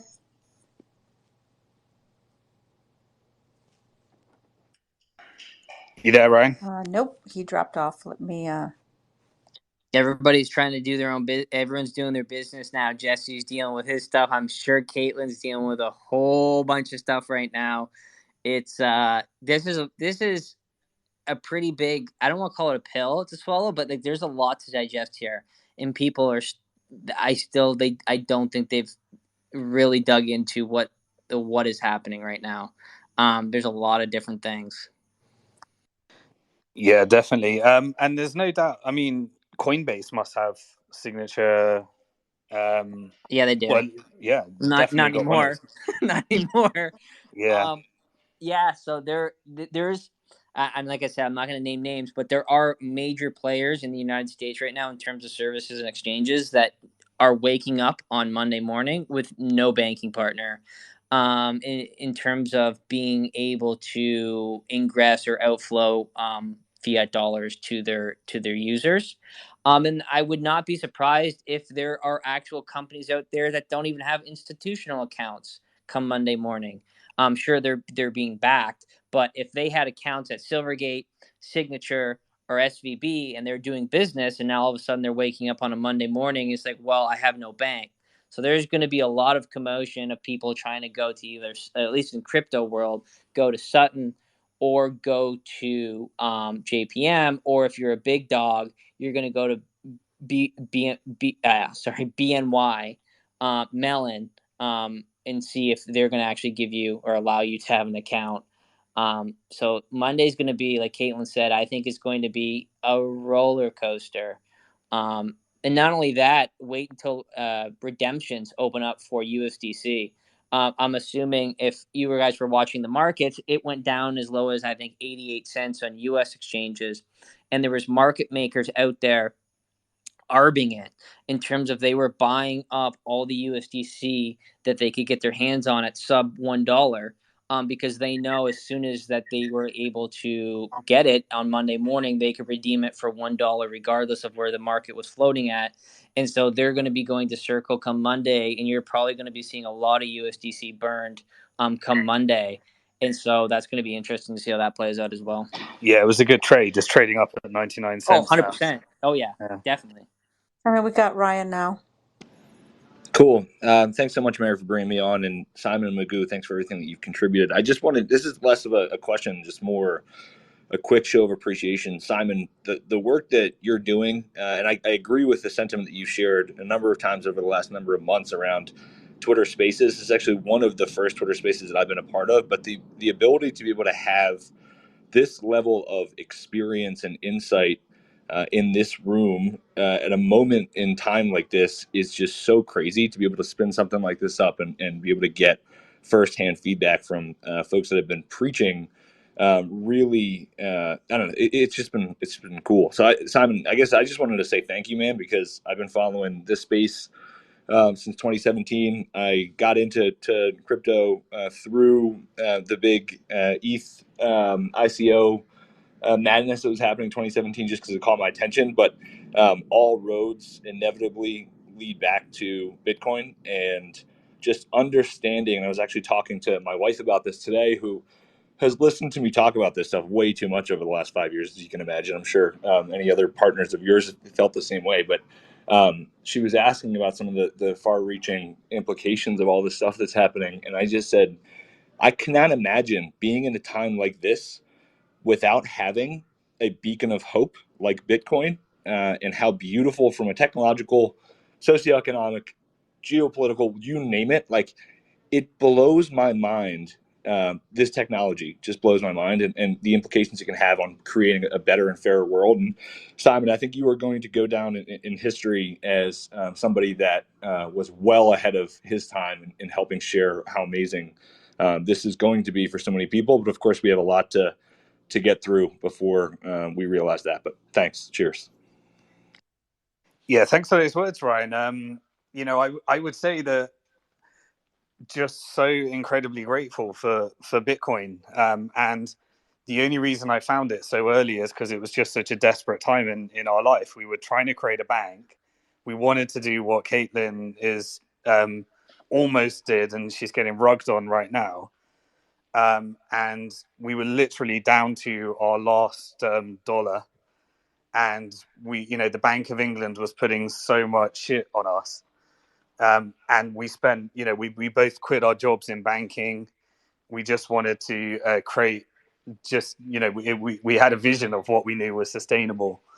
And we just spent all of our money, and we just took our last bit of credit card debt, flew over to that Bitcoin conference, was writing the book. And just, it gave me new hope, just seeing these crazy activists. And it was my favorite time in Bitcoin, and Jesse was there as well. But the whole us versus the banks movement in 2011, there was no alternatives, there was no crypto, and it was just a bottom up movement that should never have succeeded. And so many times it was there was a time to get this shit shut down, and they just didn't take it. And it just got to the point where over time you just realize, holy shit, this thing's actually working, it's going to succeed. And it just consumes you. And I've never had a day since where I just don't think about Bitcoin and the gratitude that I have towards it, that it just gives that freedom to transact, that freedom to own your own money, and that freedom to just have this fight against what's happening in the fiat world. And I'm just so grateful to it. Yeah, Bitcoin is definitely a beacon, that's for sure. If there was no Bitcoin right now, it would be pretty bleak, at least the way that I'm viewing things. But it is quite funny, like how we've went from, like, the whole thing was even weeks ago, it was all about banking the unbanked. Now it's pretty much unbanking the banked. Like it's quite ironic. And ultimately, I think long term, that's very bullish for Bitcoin, because at the end of the day, everyone that was pushing stables, oh, we can use stable coins to, I don't know, give people purchasing power in Africa or Latin America, that ultimately takes away from Bitcoin. And now I think it's become a lot more apparent to a lot of people that Bitcoin is something that's completely different than the current quote unquote idea of money or the monetary system, and that you better get some if it catches on, because we're about to head into some pretty volatile times, I would say. But on that, Simon, thanks for having me up. I gotta bounce as well. I got a few things to do. Tomorrow's gonna be absolutely wild. But thanks again for having me up. Thank you so much. It was a real contribution. Great. Love to have you back again. For sure. Have a great one. Cheers. Bye. All right, Mary, we'll just take a few questions, and I think I've got to get back to Sunday and trying to analyze some news so I can give some more content to people. Okay, you have just two people then up on the stage. First, we'll go with James Allen and then BTS Studio. Hey, thanks so much. So I actually worked at Silvergate until early January. I was part of the initial 40% reduction in force. And I'm just trying to get a feel for public perception of Silvergate from you all. Like in my last couple of months there, pretty much everything I saw was very negative from people outside the space and from people who are short sellers. So for folks who kind of get the vision and who are in the space, what do you make of Silvergate voluntarily choosing to wind down versus Signature being closed down by its regulators? So from my side, I was on Real Vision a few days back, and to me, I've just been through the whole journey of knowing how hard, like, you know, I was with Kraken when they were a startup, and it was so hard to get banking, and like been through the whole journey of Tether and Bitfinex, and like just the challenges. There was a time in Tether's moment where literally they were thinking, how do we, you know, get a truck full of money and bury it in the ground if we can't find banking? And I've just seen what so many of these, you know, companies like Bitso that's trying to bring the ability for people to offboard their fiat into Bitcoin, and just for over, you know, just for so long, I've just seen the pain that these companies have gone through. And when we it looked like we were hitting a stage where finally we've got like more than one bank, we can have more than one account, we don't have to go through this absolute carnage. Because I mean, I've spent 2 years trying to open a bank account in some cases, and so I just knew the importance of banking. So immediately when I saw you know, Signature go down, I was exposed to what you were. It's kind of like I was in my own bubble world of, all right, we, you know, it's sad to see a bank that actually supported us go down. And then suddenly, yeah, I came across the people that you're probably talking about that are just saying this is criminal enterprises that are allowing exchanges to trade between each other, and just really, you know, extravagant. So for me, there's a danger of you know, I certainly notice it as well, especially on Twitter and the world of social media, that you consume so much energy into people that are like so negative towards certain aspects, and it like you could read 100 comments on Twitter, all these people that are just like engaging and grateful for what you're doing, and then the one comment where someone's just trolling you is the only one you actually reply to. So it's a bit of a different subject, but for me, I've just always been grateful towards a bank that can help us grow this industry, and you seem, you know, you were one of those. Yeah, was that what you were asking? Yeah, no, I appreciate that. I agree. It definitely is difficult dealing with a lot of the FUD, as people say. But I guess more specifically, I was just wondering if, you know, ultimately both financial institutions aren't going to be operating like they used to. And I'm just curious if, in my mind, I see perhaps selfishly, because I used to work at Silvergate, I see a silver lining in that we managed to voluntarily wind down versus being, you know, shut down by government regulators. At the end of the day, we're both, you know, not operating the way we used to. But I'm wondering if anyone sees any kind of distinction between that. Yeah, I mean, that's interesting. Thanks for sharing that perspective. What I can share is the sheer pain that certain members of our community have been through because they got themselves in a shitty situation. They became insolvent, and then they went into Chapter 11 rather than just putting their hands up and you know, doing a solution. And I've seen firsthand the difference between a crypto company that says, right, there's a hole, let's solve it, and they got it done, versus being involved in these Chapter 11 where you go through the government process, and it's just criminal, like what happens in these Chapter 11 processes. But it's interesting on the banking side because it seems like it's such an incredibly more efficient process. But yeah, let's see what the outcome is and what the result is. Great. Okay. And then the last speaker is going to be BTS Studio.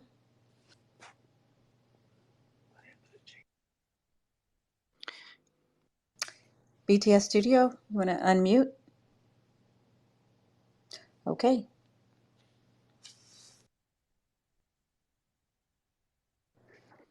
All right, should we wrap it up? So the news is that we have hit a massive bailout event. The Fed is guaranteeing the price of mortgage-backed securities at par. I haven't had a time to digest the news fully. If you want to catch up on everything, I created a video on my YouTube channel, Simon Dixon, where I went through from 2008 to where we are today with Silicon Valley Bank, Signature, and various other events. And then I went through 3 different forecasts of what the outcomes might be. And then during this space, we had an announcement, which I've got to digest and get my head around what the implications are. And it looks like the on-ramps and off-ramps USD, direct with ACH is definitely Operation Choke Point has been achieved. And so having money within the crypto ecosystem, it looks like it's going to be a premium to have money within Bitcoin and within the crypto ecosystem, at least temporarily, because getting back out and getting back in might be a bit of a nuisance without having to use the international rails. So the US, I think, has officially laid the foundation for what I believe to be the final rollover of a debt-based Ponzi scheme called the dollar. And I do think that this is the final bank bailout before they have to hit the nuclear option. And the nuclear option is, I think they need to roll over the Ponzi scheme one more time. And eventually that leads to a very big systemic debt cycle where the only solution that's left, the only monetary tool and the only monetary policy left is issuing a central bank digital currency and letting banks go bust. So from my perspective, playing the game theory now, the small banks are probably going to be gobbled up by larger banks as there's a flight to safety. In order to do that in a controlled and managed way, they've obviously got these guarantees as a result of obviously many banks had the same exposure where they in order to meet their deposits, they had longer term bonds that had low yield, and therefore they're trading at a discount if you can't hold them until maturity. And now the rates are up. I'd expect the Fed to pivot from 0.5% to 0.25%. I mean, they'd probably want to do 0, but it would be too political to do that. And they've proven that they're going to choose. You can't. You have to choose inflation, and so they're choosing inflation. Is something that this is the end of QT. We always knew that it was something that they couldn't sustain. So it looks like this is a new form of QE. And the Fed is already exposed to the exact same issue that Silicon Valley Bank was exposed to. And that is that they've got the exact same exposure. So they're going to have, they're already spending billions every month trying to sustain this model. And that's where we are right now. So it's a fascinating time in financial history. What I do think is particularly interesting is that I know a good degree of the community. We spent the last 8 months together working through these Chapter 11 processes. But I think it's really amazing that when we can actually get back to the reason that we're here and what we're here for and what we're building as a community, because I genuinely believe that if it wasn't for Bitcoin and if it wasn't for this, I just can't imagine how the people that haven't come down the rabbit hole right now are experiencing some of these challenges that the world has thrown them. And so it's all a very, very important work that we make sure that people now, they're just getting these. It's a shame we have to wait till the most painful moments until we actually, move out of necessity. But life tends to do that for us. So if you're involved in any of these Chapter 11s, then let's make sure we get the best recovery we can. Everything's been thrown at us, and then make sure that we keep that within the market and learn from everything that's happened, and prepare a lot of other people for what comes next, because They are literally rolling over the Ponzi scheme. They're going to have to increase the debt ceiling, and I think they've only got one more of rolling over, one more cycle. We get to go through the next Bitcoin cycle in 2024 with the halving. Proof of work is hitting new all-time highs, even though these prices are a bit crazy. And I think it's a good time to continue to dollar cost average. There's probably a lot more choke points. We always knew that the governments were going to come at us hard at some stage, but proof of work is just too hard to actually take down, too important for the world. And yeah, look forward to continuing to share this journey with all of you. Okay, I'll see you in the next one. Thank you. Thanks, Mary. Thank you. Good night, everyone. Bye-bye.